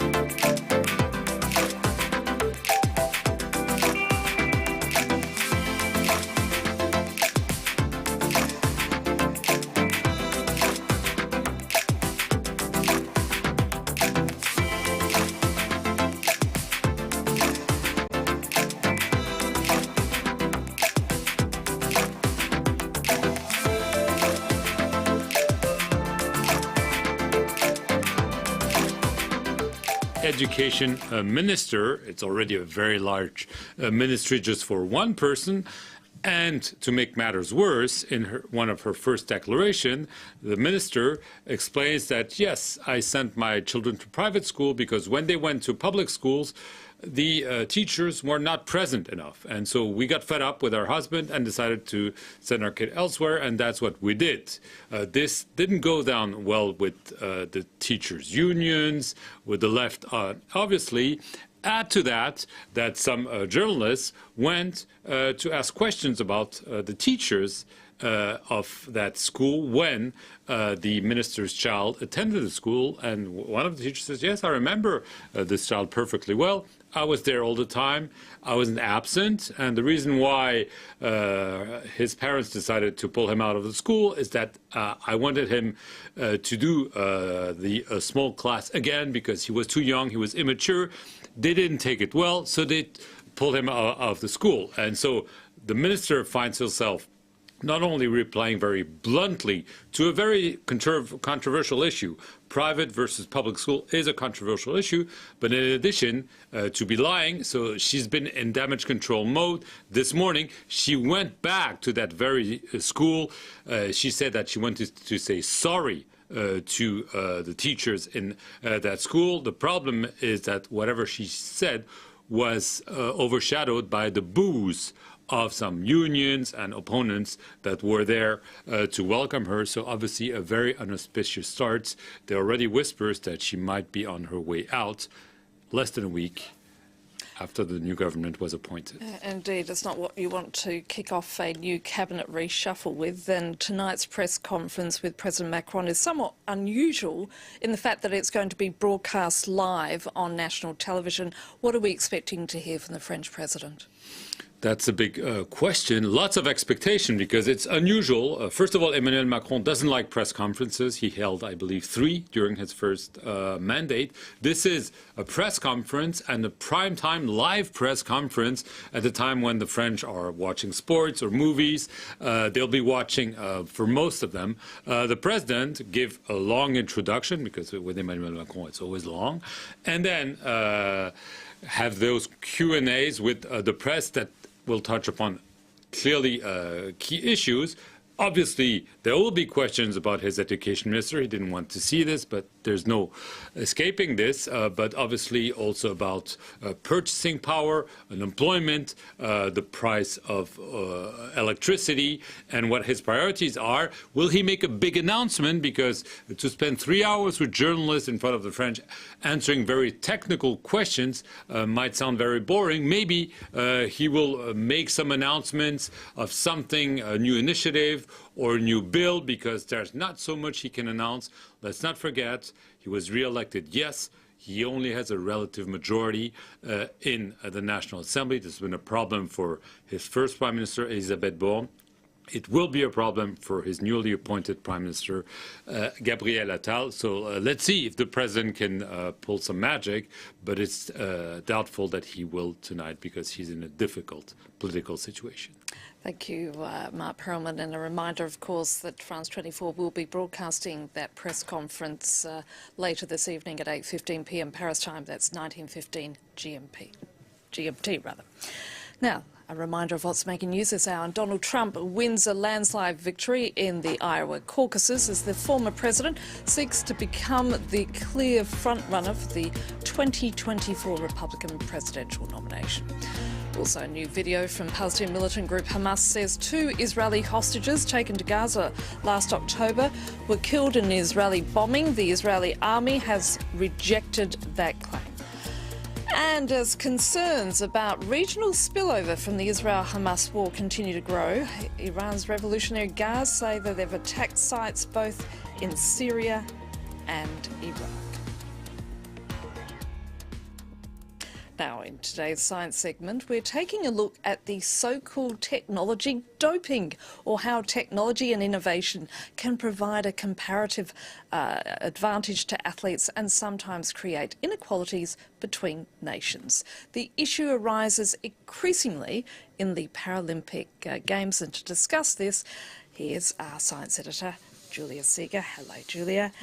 Let's first go back to the controversy of 2008 Beijing Olympics. A particularly aerodynamic swimsuit that made headlines at the time. Exactly. During the 2008 Beijing Olympics, 25 new world swimming records were set, and that hadn't happened since 1976, when swimmers had for the first time worn goggles. Now, at the time in 2008, there was, of course, the Michael Phelps phenomenon, but there was also this brand new swimming suit, the Speedo Laser Racer Supersuit, and it was co-developed by NASA. They used a hydrophobic material that reduces water drag, water resistance by 38%, and hence had increased the speed of swimmers by 4%, which can make a difference between a gold and a silver medal, of course. Now, they realized after the Olympics that 98% of all swimmers who had won a medal were actually wearing that swimming suit, and it was later banned. Now, throughout history, technological and design advancement have boosted sports, but when it comes to the Olympics, committees have to make sure that they have to ensure fairness among athletes, but also among countries. And of course, when there's something co-developed with NASA, it's going to create discrepancy and disparities. Now, it is an increasing problem when it comes to Paralympic Games. We all remember the controversy around Oscar Pistorius and his W amputee who had these double blades called cheetahs. It was later found in a study that there was a comparative advantage there. Now, every year, and it's going to be true this time around during the 2024 Paris Olympics, the committees are going to have to ask themselves difficult questions. Like, for instance, should athletes have the right to have access to those technologies that not everyone can afford? How long should a world record last before there's a technological disruption? And last but not least, it's perhaps the most important question. Could technology make people almost too proficient in a sport and take away the human achievement that we're all trying to look for when we watch the Olympics? And this is what we're calling technological doping, a problem which you just pointed out that rises even more so in the Paralympic Games.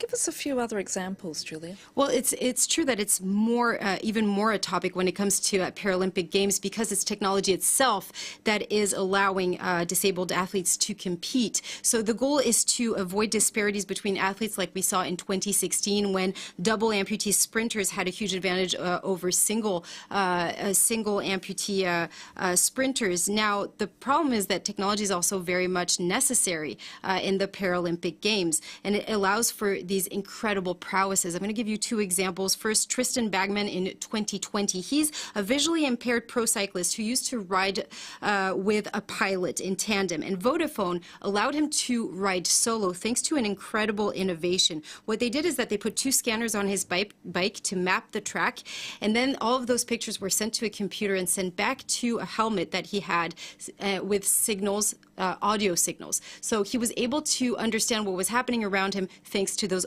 audio signals. There was also the Samson Blind Cap.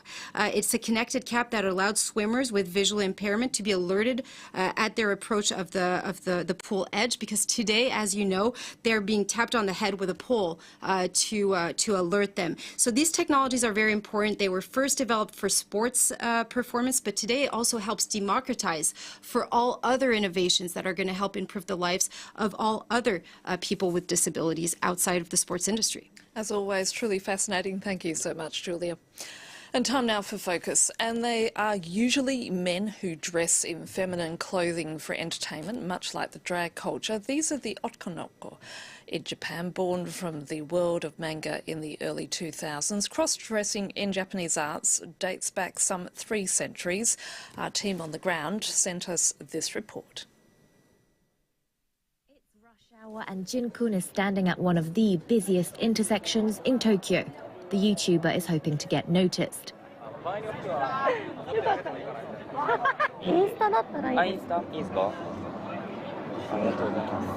In just 15 minutes, 3 men have tried to flirt with Jin-kun.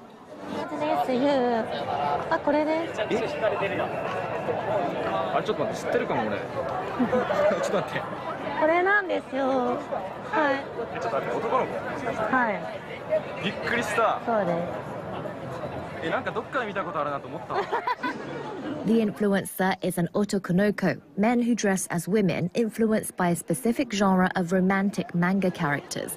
Many of them show off their transformations on social media. The most popular and sought-after videos are the ones where I'm getting hit on. But these days, people recognize me more and more in the streets. So it's not so easy anymore. With 300,000 subscribers, Jin-kun has transformed this passion into a career. Otokonoko isn't centered around gender identity or sexual orientation, it's a form of gender expression. Mana identifies as a straight cis male who enjoys wearing feminine clothes. He doesn't want to show us his pre-makeup face. Every month he comes to this studio for a photo shoot with a professional. How about these futuristic servant costumes to match with the backdrop? Do you like this one? The most popular outfit and makeup package here costs €100. For regular clients, it's money well spent.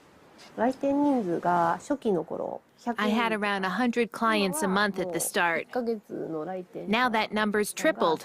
For 10 to 20% of my clients, the first time they try cross-dressing is with me. Mana is a loyal customer. He spends around €500 a month here. The full package is great quality. When I do this, I understand women and their everyday problems a bit better. Like walking in heels, for example. After the transformation, it's time to pose. Mana hasn't told his friends about his hobby, but his wife is well aware. It's true, he goes on dates in full drag with his wife. Yes, but today's outfit is a bit too much. The Otokonoko trend wasn't just born out of mangas and fueled by social media. Cross-dressing is a centuries-old tradition in Japanese arts, notably visible in traditional kabuki theatre. According to this researcher, a cross-dresser himself, metamorphosis is an integral part of Japanese culture. Many men would dress up in women's clothes in the 17th century. But by the end of the 19th century, a new law banned men from cross-dressing. They'd be stopped in the streets and arrested. The Japanese government became ashamed of the practice, deeming that it gave the country a bad image. Today, some are still critical of art that defies gender norms. Others, though, have discovered it thanks to social media. Now there are even Otokonoko-themed bars.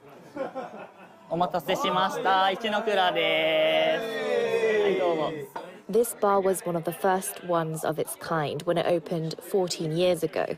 All the wait staff here are Otokonoko. They're so stylish. Their figures and postures are so pretty. When I came here for the first time, it was a bit strange. But they're not only cute, they're also attractive. Plus, because they are men like me, we can talk more openly. Not everyone is as open-minded to spaces that defy gender norms. The bar's owner wanted to expand his business, but the landlord refused. He has, however, noticed a changing attitude amongst the young. Young people are more used to seeing us and we're more accepted by the new generation. Before, in Japan, cross-dressers could only find work in gay neighborhoods or as sex workers. Those were the two options, when all I wanted to do was dress as a woman. Otokonokos are gaining recognition both home and abroad. At the world's biggest Japanese animation festival in Tokyo, it was an Otokonoko-themed creation that won the public's vote.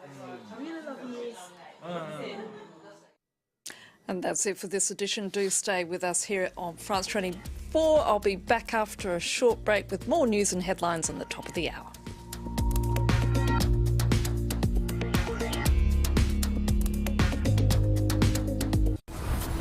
For the last 30 years, some women have been trying to reconstruct files destroyed by the East German secret police. They are known as the Puzzle Women. Und wir waren ja dann auch neugierig, was da drin stand, warum sie ausgerechnet das vernichtet haben. Da haben wir dann angefangen, auch immer mal so Schnipsel zusammenzusetzen und zu gucken. Each scrap of paper hides a secret, a story, a life. Ob man die Akten überhaupt aufmachen soll, weil man befürchtet hat, dass man Wunden aufreißt, dass es Streitigkeiten. aus den Akten ist immer besser als nicht. Watch Reporters Plus on France 24 and France24.com. I'm Paul Rees, covering stories from Sweden for France 24, live from Stockholm and on France 24 news programmes. Paul Rees, one of the 200 France 24 correspondents around the world.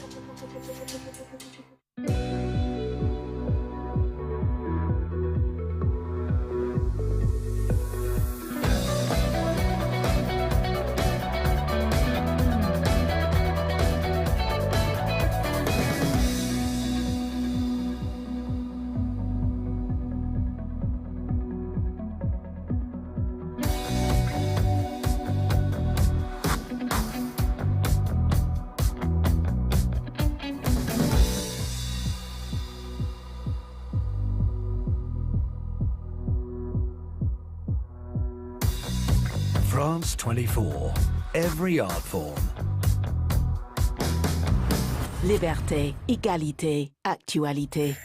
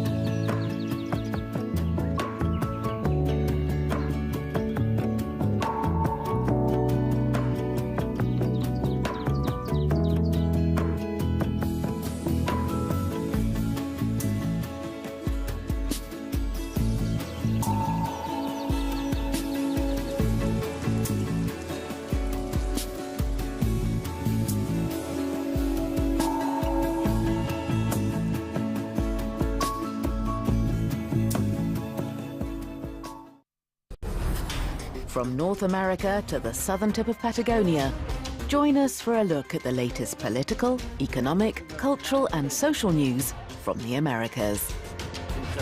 Inside the Americas, presented by Jeannie Godula on France 24 and France24.com.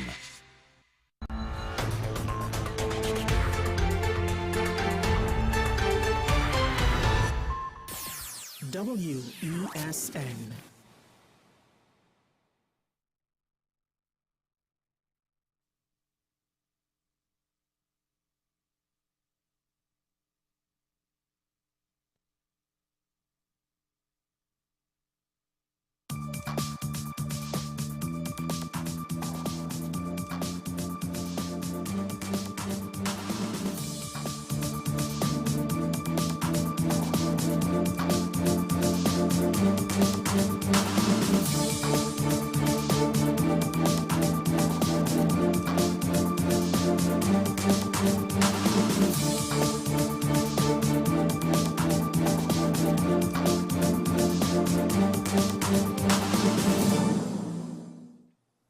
Good day and welcome to this week's episode of Strict Legal on WESN Content Capital. I am your host, Rhonda Dono, attorney at law. Once again, I'm happy to be here, I'm happy to be alive, and I'm sure you are as well. This week's episode, we are going to speak about the role of the Copyright Music Organization of Trinidad and Tobago, and basically artists' rights, the law, and everything that you need to know about CUT. And of course, I have the distinguished pleasure of my guest on studio, via Zoom. He is Mr. Curtis Jordan, the president of CUT, as well as Mrs. Ayana Lewis, who is the chief executive officer of CUT. And just a little bit about them before I basically introduce them to you. Mr. Curtis Jordan is an award-winning recording artist, motivational speaker, author, founder, and manager of Curtis Jordan's Coaching Academy and Caribbean Gospel Music Tours. At the age of 35, the Rima native has charted a path of excellence through the world of music based on his personal convictions and passion to see youth live a better quality of life. Of course, he has produced a number of hits, recording gospel music and R&B singles, including Trust Me, as well as Alive. And he has had nominations for the Caribbean Gospel Marling Awards.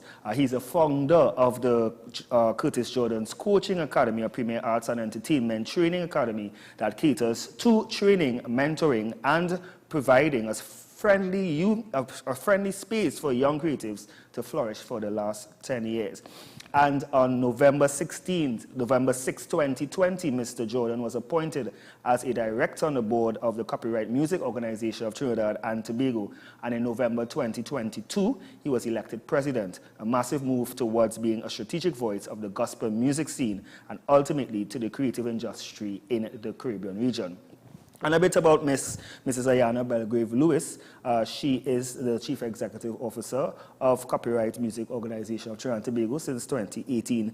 She's a certified accountant, and she has served as COT's Manager of Finance and Administration since January 2006. The portfolio at COT has grown throughout her tenure, and she's responsible for an overall management of the organization's financial resources during that time, and now, of course, she's in charge of the management of the entire Copyright Music Organization of Trinidad and Tobago.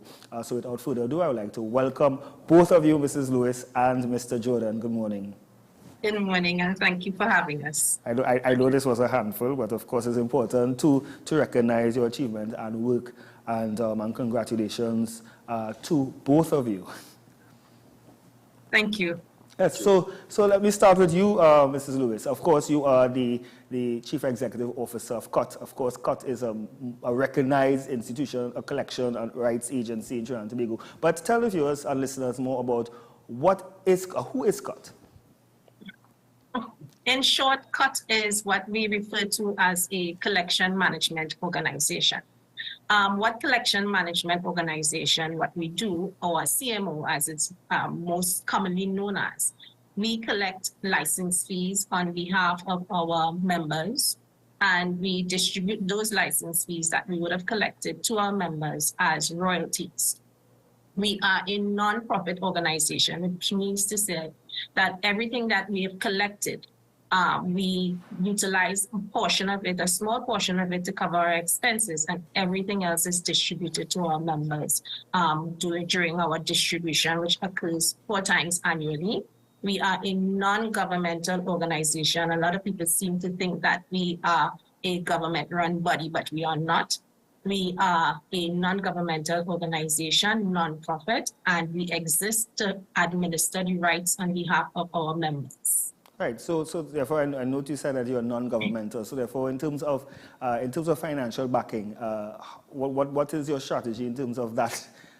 Particularly, you all are recognized. I assume it's a big organization. Right. We get our funding through the issuing of licenses for the use of music. That is our main source of revenue. Actually, in fact, it's our only source of revenue.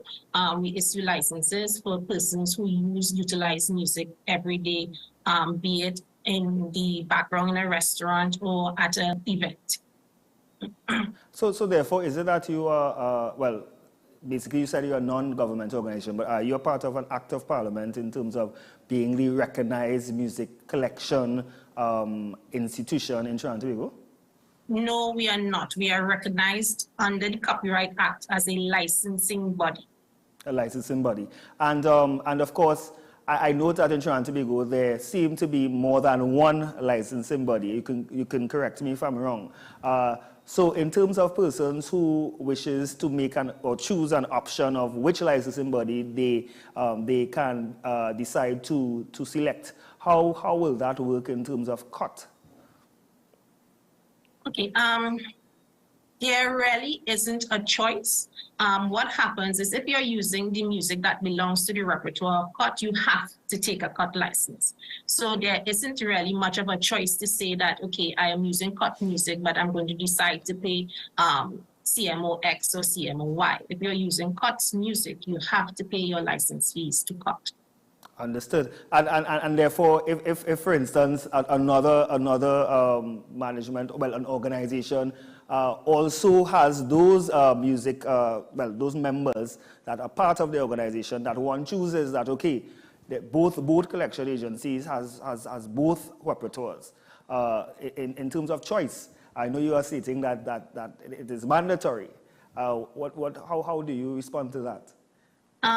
Okay. Persons would not join an organization for the same rights, right? So if you're a member of one organization for a particular right and you're a member of another organization for another right, when you go to collect your license fees, you need to state clearly who you're collecting on behalf of and the rights that you're collecting for, right? So for instance, a neighboring rights organization cannot go to a user and say, okay, I'm here to collect copyright fees. And I'm here to collect copyright fees on behalf of member X who belongs to another organization. So as a CMO, you need to state clearly the rights that you're representing as well as the rights holders that you're collecting your license fees on behalf of. And we will go further into that particular aspect because that's important for persons who are composers, etc. But I want to bring in Mr. Jordan in the conversation. Mr. Jordan, I know you are president of CUT. So if you can just describe your role in terms of president and the structure of the organization, over to you. Well, in a nutshell, my position is, of course, the president, and that oversees the board that has the interests of the members of the entire organization. There are over 4,600 members, and our heart is to ensure that the members are getting their just due, and everything that is up to par to ensure that they're getting most benefits out of being a member. Now, myself and of course all the members of the board would have come from the membership, so that is our heart, and the board itself is made up of 4 writers, not just singers alone, but also 2 publishers, 2 performers, and even 2 producers. So that is the structure of the board, and that's what I oversee on a monthly basis.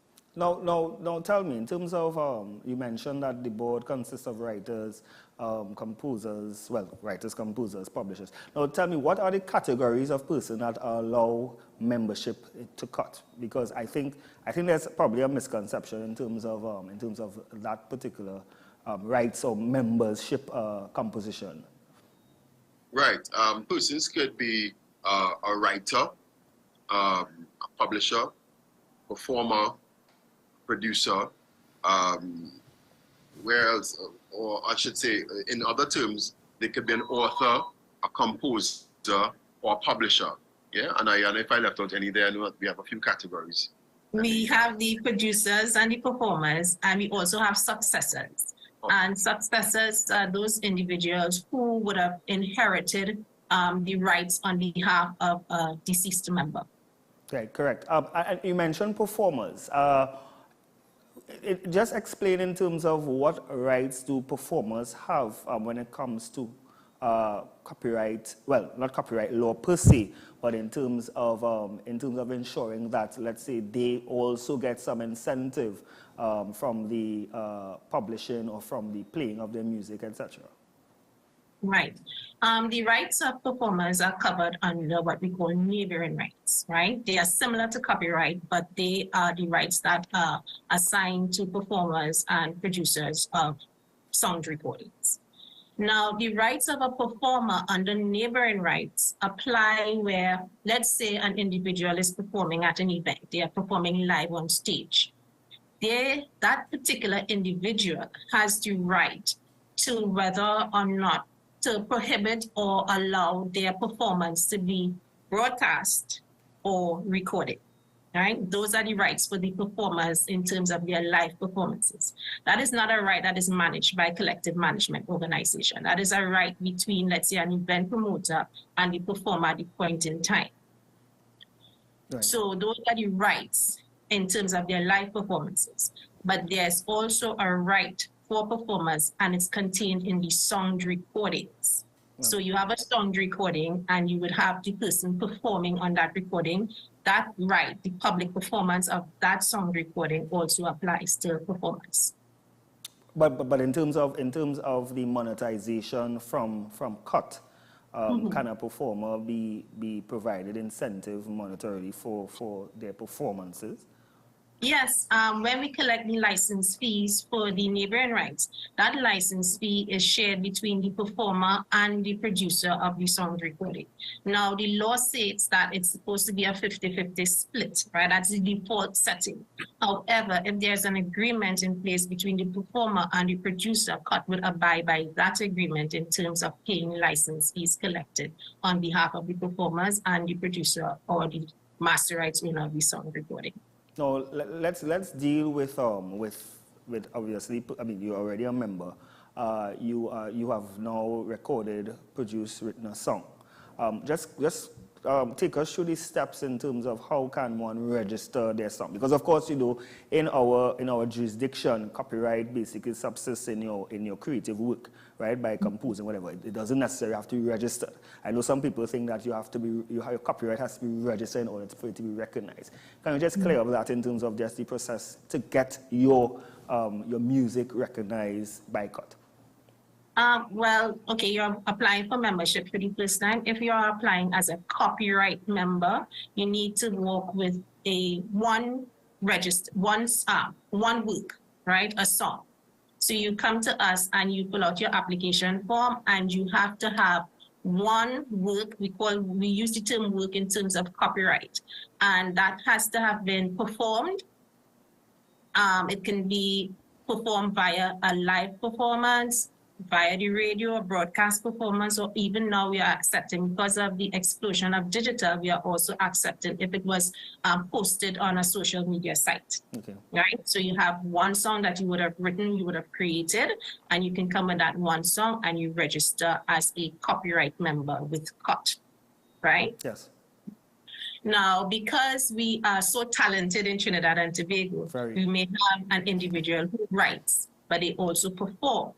Right? So if you're a performer, you can also come into CUT and register. However, the process is somewhat different. We are asking for 3 songs, if I remember correctly, 3 performances. So you come in and you register with 3 performances, and you can become a member of CUT as a performer, right? So, so you must have been featured on a song recording, a commercially released song recording. So it can't be that I would have gone in a venue and performed live, and I want to come and register as a performer. No, you have to have been performed, on a sound recording. And that is as a composer and a songwriter, a composer and a performer. Right. So the first instance I gave would have been as a composer, and the second would have been as a performer. Right. So therefore, Mr. Jordan, I know you are a composer as well as you're a performer, right? You have been a member. Well, obviously you are a member of CUT.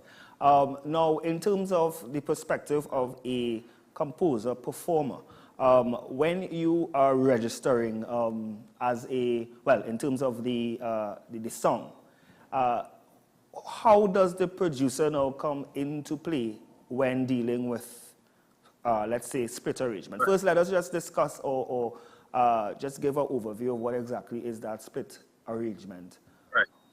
Well, first of all, I always recommend to all artists or composers that when you go to studio, you need to have your notification of works form right there, because things get very, very different when the music... agreements, you see that written agreement, yes. It gets real different. As a matter of fact, everybody is nice and smiley in his studio. Nah, you don't need to register nothing. You don't need, we can do that another time.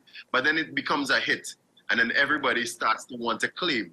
So I always recommend upfront that persons and ensure that in the studio before you leave, that you already sat down there and made an agreement that you, based on your input or based on the input of the producer or anybody within the room, anybody that was in that room, whatever part they played, we all have to agree right there as to what the percentage split is going to be. And then I would then take that form to CUT to ensure that that is confirmed. You know what I mean? So that I always recommend artists go that direction. And what is usually the percentage split in those circumstances? it really depends on the amount of persons that was involved in the track. Sometimes I would have had maybe one writer or maybe two writers and the producer and myself within the room. So sometimes the split could have been 40, 20. So it really depends. It's really up to the group of persons within the room as to what that agreement was. I could have gone in the studio with already having my melody, or I would have carried my beat already, and I just went there to do some post-production and just to finalize and mix the song. Then maybe a 10% goes to the producer and 90% towards me. So it really depends in that moment as to what all persons involved would have agreed to. Now, usually on the cut form, and I'm sure Ms. Lewis can probably verify, there is a part for writer and there's a part for producer. Can you just verify in terms of in split arrangement? Let's say it's just two persons. How does cut recognize in terms of the writer and producer on one recording, one composition that is, in terms of when you complete the forms? Okay. Okay. First thing, we have two forms. We have a notification of work form and we have a notification of recording form. You would not see a writer and a producer on the same form because they are different rights. So on the notification of work form, which is for the copyright, what you will find is author, composer, and publisher, right? Not producer. So you'll find publisher.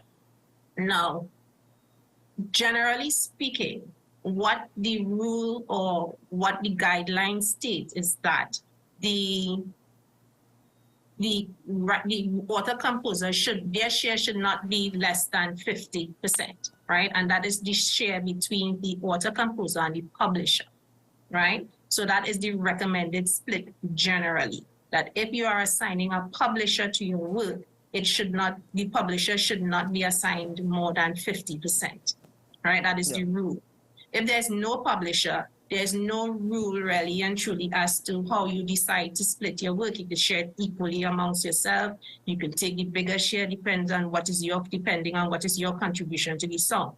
We tend not to get involved in those types of negotiations. All we say is before you come to cut, make sure, like my president would have said, make sure that you have your agreements in place. The only guideline, like I said before, would be between the publisher and the author-composer, 50-50. Now, based on experience as an attorney at law, I know that I may have had some interaction with cut, particularly in line with copyright infringement. Now, of course, it is very difficult to maneuver that, especially when it comes to piracy, right? However, in terms of cut's rule, do cut mediate disputes? It's not something that we get into because remember, chances are both parties would be our member, right? So especially if the dispute relates to share splits, that is something that we do not get ourselves involved with at all. Recently, back in 2018, what we would recommend is that back in 2018, the IPO office, the Trinidad and Tobago IPO office, in collaboration with the World Intellectual Property Organization, they came together. They have an MOU, and the MOU makes available ADR resolution for persons under copyright disputes. We would recommend that in those circumstances, individuals take the matter to the IPO and utilize their services. And let's say, for instance, there's a dispute in terms of who is the exact owner of the composition. Both parties would have registered or provided notification of work, etc., for the same composition. How does Scott deal with that? Does Scott recognize both until the dispute is settled, or do they refuse both registration until the dispute is settled? What we do in a case like that, let's say both works were registered with the organization. What we do is any royalties that would have been generated for that particular work, it is held in suspense, is not paid out to either party until the matter has been settled, right? So what we tend to do is advise persons to utilize what we call the poor man copyright, whereby you would have written your composition. If you can record it, you do so. and you mail a copy to yourself via registered mail, and you keep that unopened until the event you need to use it in a circumstance just like this, right? So you would have shown that on X date you would have written this song, you would have composed your song, and you have your evidence. If you do not wish to do the mailing, we advise also that you lodge it with an attorney, or you can even put it in a safe deposit box in a bank. But the idea is not to have the envelope opened until such time that it is required, to prove ownership. Or in the digital space, emailing your work to yourself, because I know that even in a Word, let's say a document, you can't really alter the properties in terms of when the content was created. So maybe that is something else that can be considered, of course, but it's always better to have concrete proof and evidence. Right. Correct. Mm-hmm. Let us take a break, and we will be right back. You are watching Strictly Legal. We have Mr. Curtis Jordan and Mrs. Ayana Lewis from CUT. We'll be right back.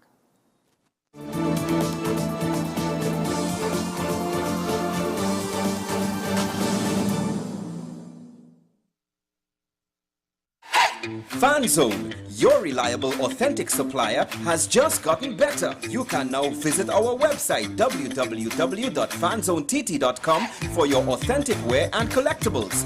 The only place where you can use both your Visa debit and credit cards. Visit our website fanzonett.com to make your purchase today.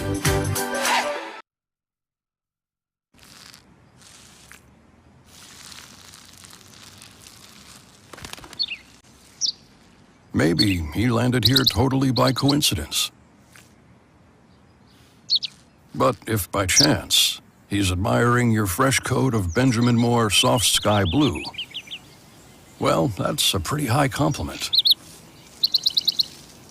Coming from an expert.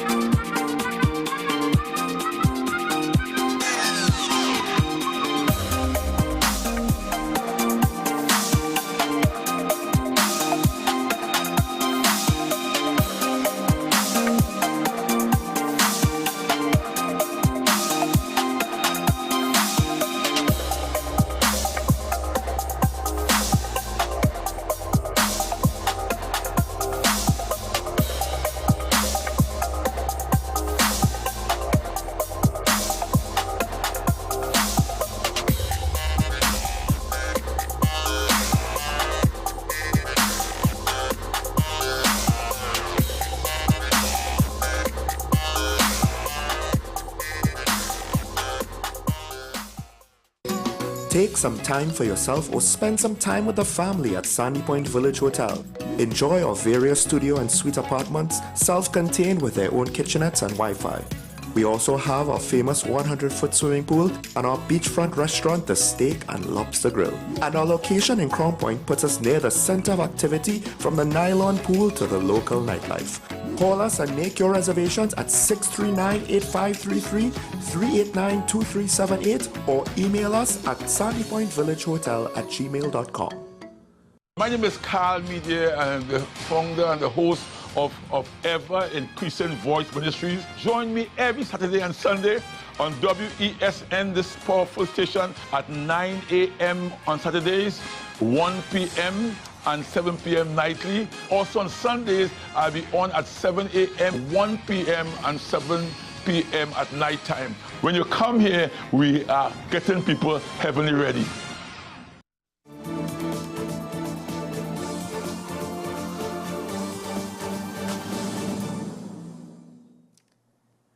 And we are back. You're watching Strictly Legal on WESN Content Capital.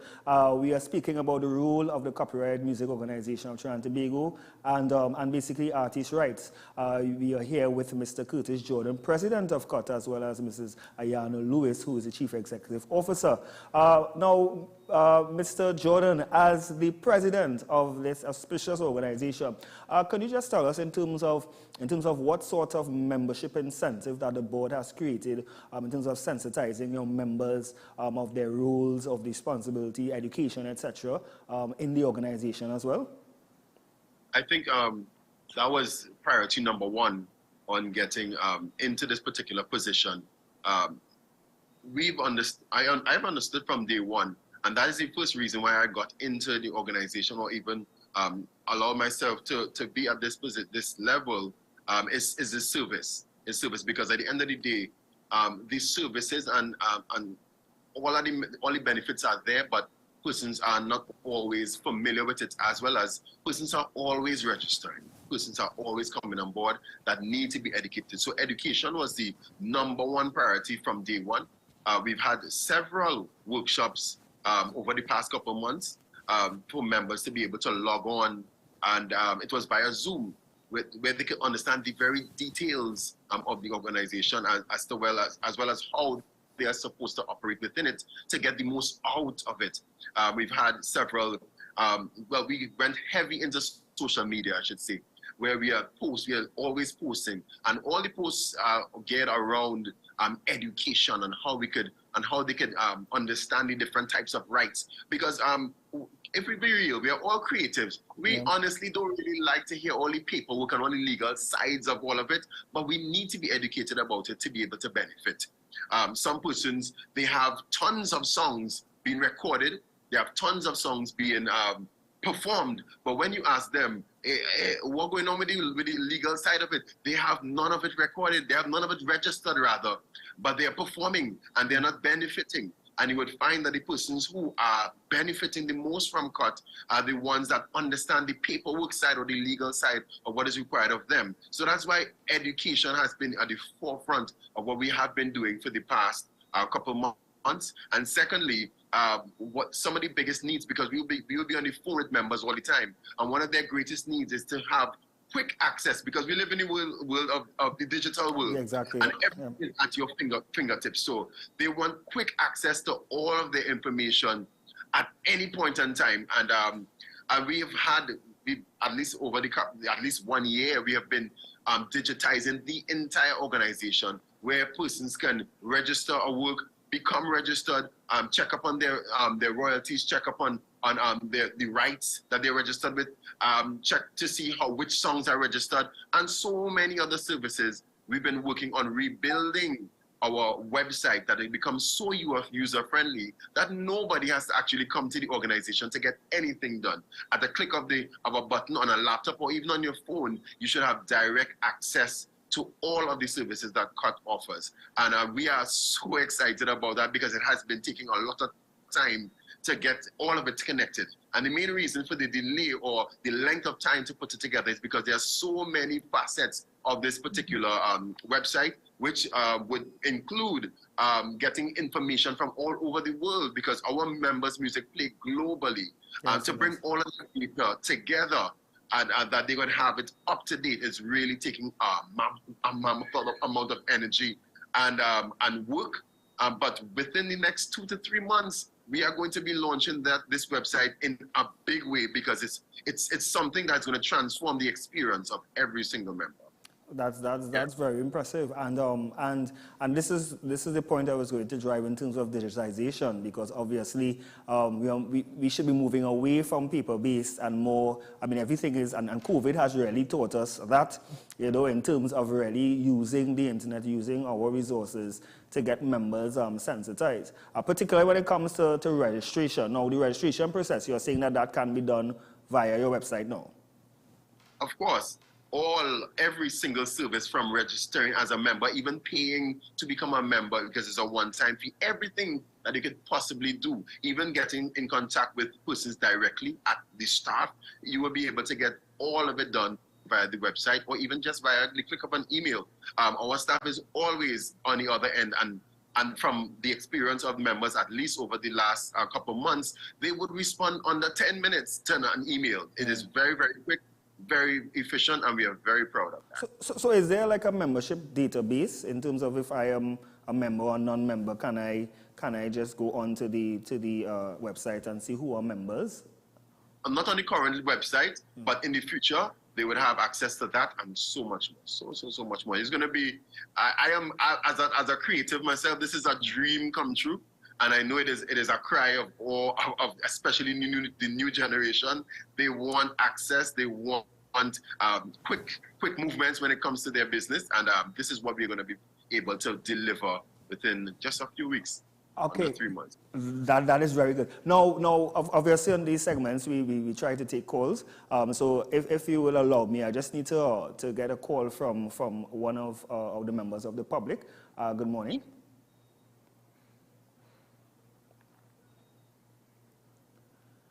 Okay, my apologies. I got the information wrong. Of course, you can call us at 628-4578 or 623-9376 if you want to call, make a comment. I'm sure there are a lot of creatives, artists that are here that may want to have a question to these guests. I mean, you don't often find them in one space on TV at the same time.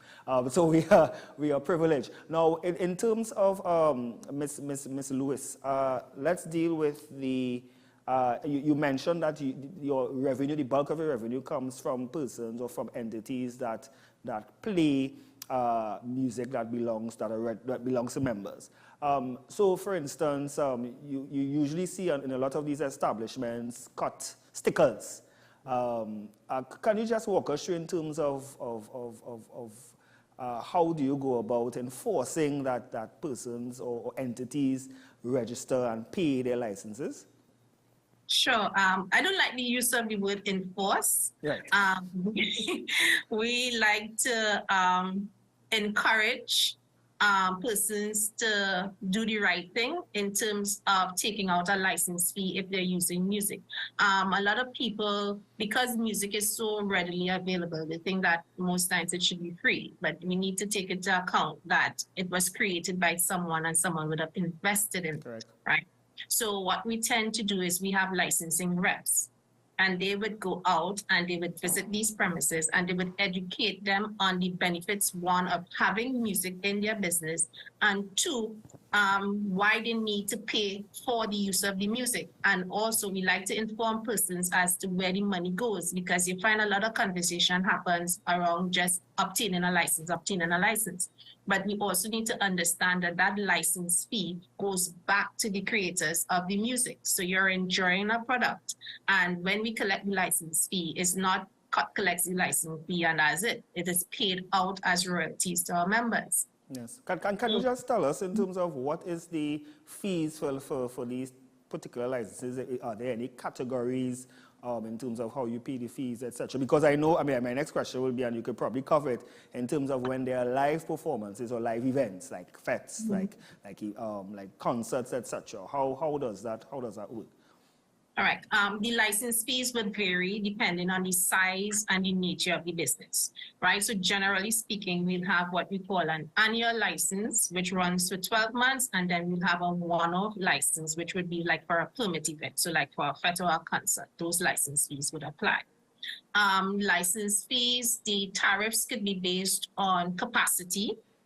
It can be based on the number of persons. Let's say, for instance, you're having a dance class. The license fee for that is based on the number of individuals within the class, right? So there are different categories of license fees and the tariffs are calculated differently. We tend to look at the use, how the music is being used, if it's featured music or if it's background music. And those are the things that we will take into consideration in crafting and in drafting our license fees, our tariffs, right? Yes. In terms of one-off events, right? Because most times you're having an event and the music is featured, right?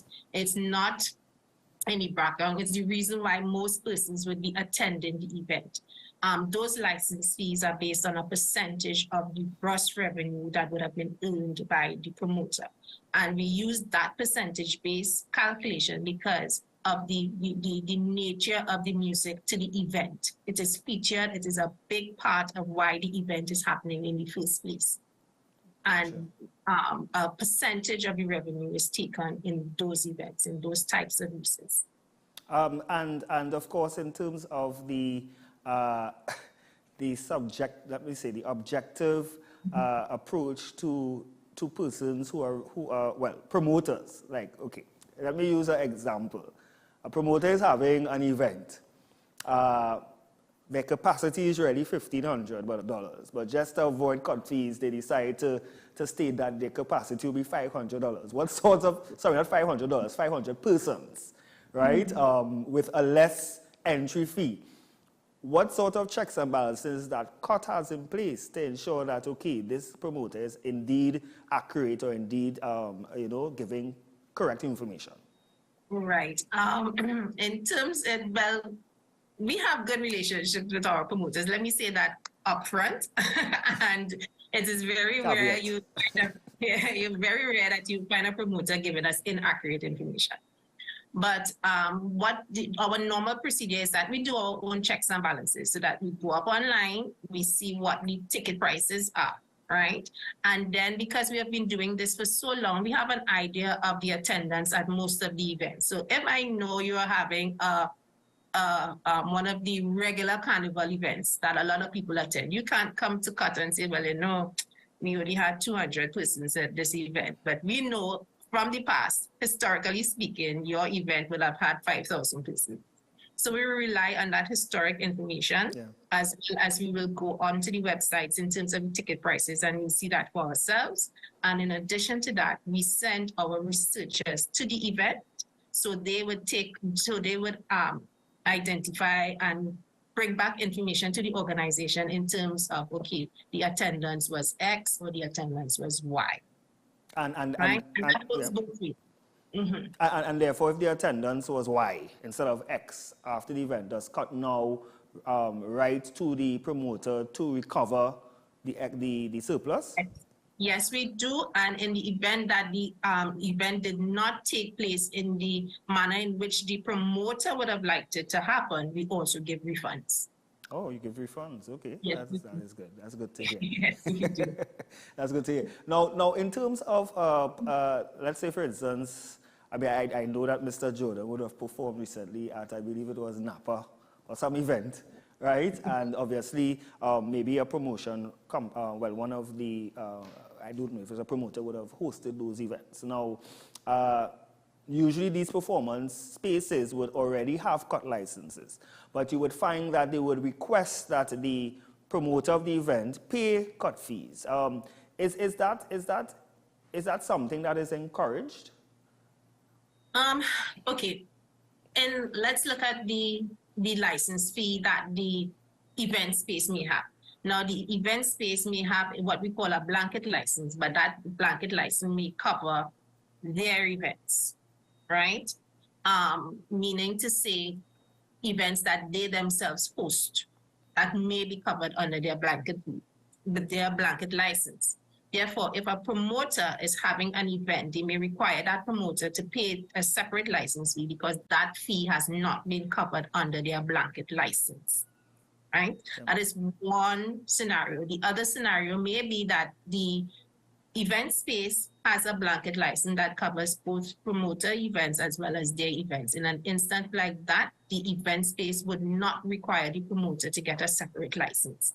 So it all depends on the license between COT and the event space to determine whether or not the promoter will have to pay a separate license fee. So it's not as though the event space is trying to prevent or trying to get COT to make more money for COT. No, that's not the case. I mean, these are real life scenarios and obviously things that need to be clarified, particularly in the open space, yeah? And of course, Mr. Jordan, I just want to bring you in here, of course, as the president of the board of directors. Can you just inform how does the process goes to elect or select a board of COT? And of course, your members, because I know you have quite a wide range of expertise who are members of the organization. Oh, definitely. Well, of course, a board is selected every 3 years at the AGM, and those persons would have come from the membership itself, and persons are allowed to vote. The body of the membership is allowed to vote for this full board that I explained before. And from that position, the board then selects a president to operate within the tenure.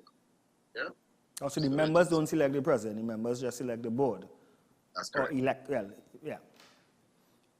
And yes, and in terms of, could you just list who are the members of your board? I mean, in terms of how many members your board consists of, and you said 4 writers, 4 composers, but in terms of the personalities. Personalities. Yeah. Sure. Currently, our current board, it's Mr. John Arnold, Quinton Gooden, that's Isaac Blackman, that's Mr. Pereira, Doggy Slaughter, as we know him as. Let me see who I am missing there. Oh gosh, my brain, sometimes it's just a lot. And Mr. King is also a member of your board? Sorry? Mr. King, yeah. Yes, Mr. King, and we also have Corey Francis. Corey, yes, Corey. And Kyle Phillips. Kyle Phillips. He represents the youth. Yeah, so there we go. That's a full team that really put a lot of work into on a weekly basis to make sure that our members get as much as they can and benefit as much as they can from. Correct. Yeah? And how often do you meet? We meet, well, it depends. As a board, we meet once a month, but within our board, there are subcommittees that meet once the first week of the month and second week of the month. So a board member could be meeting sometimes 2 to 3 times per month based on different categories of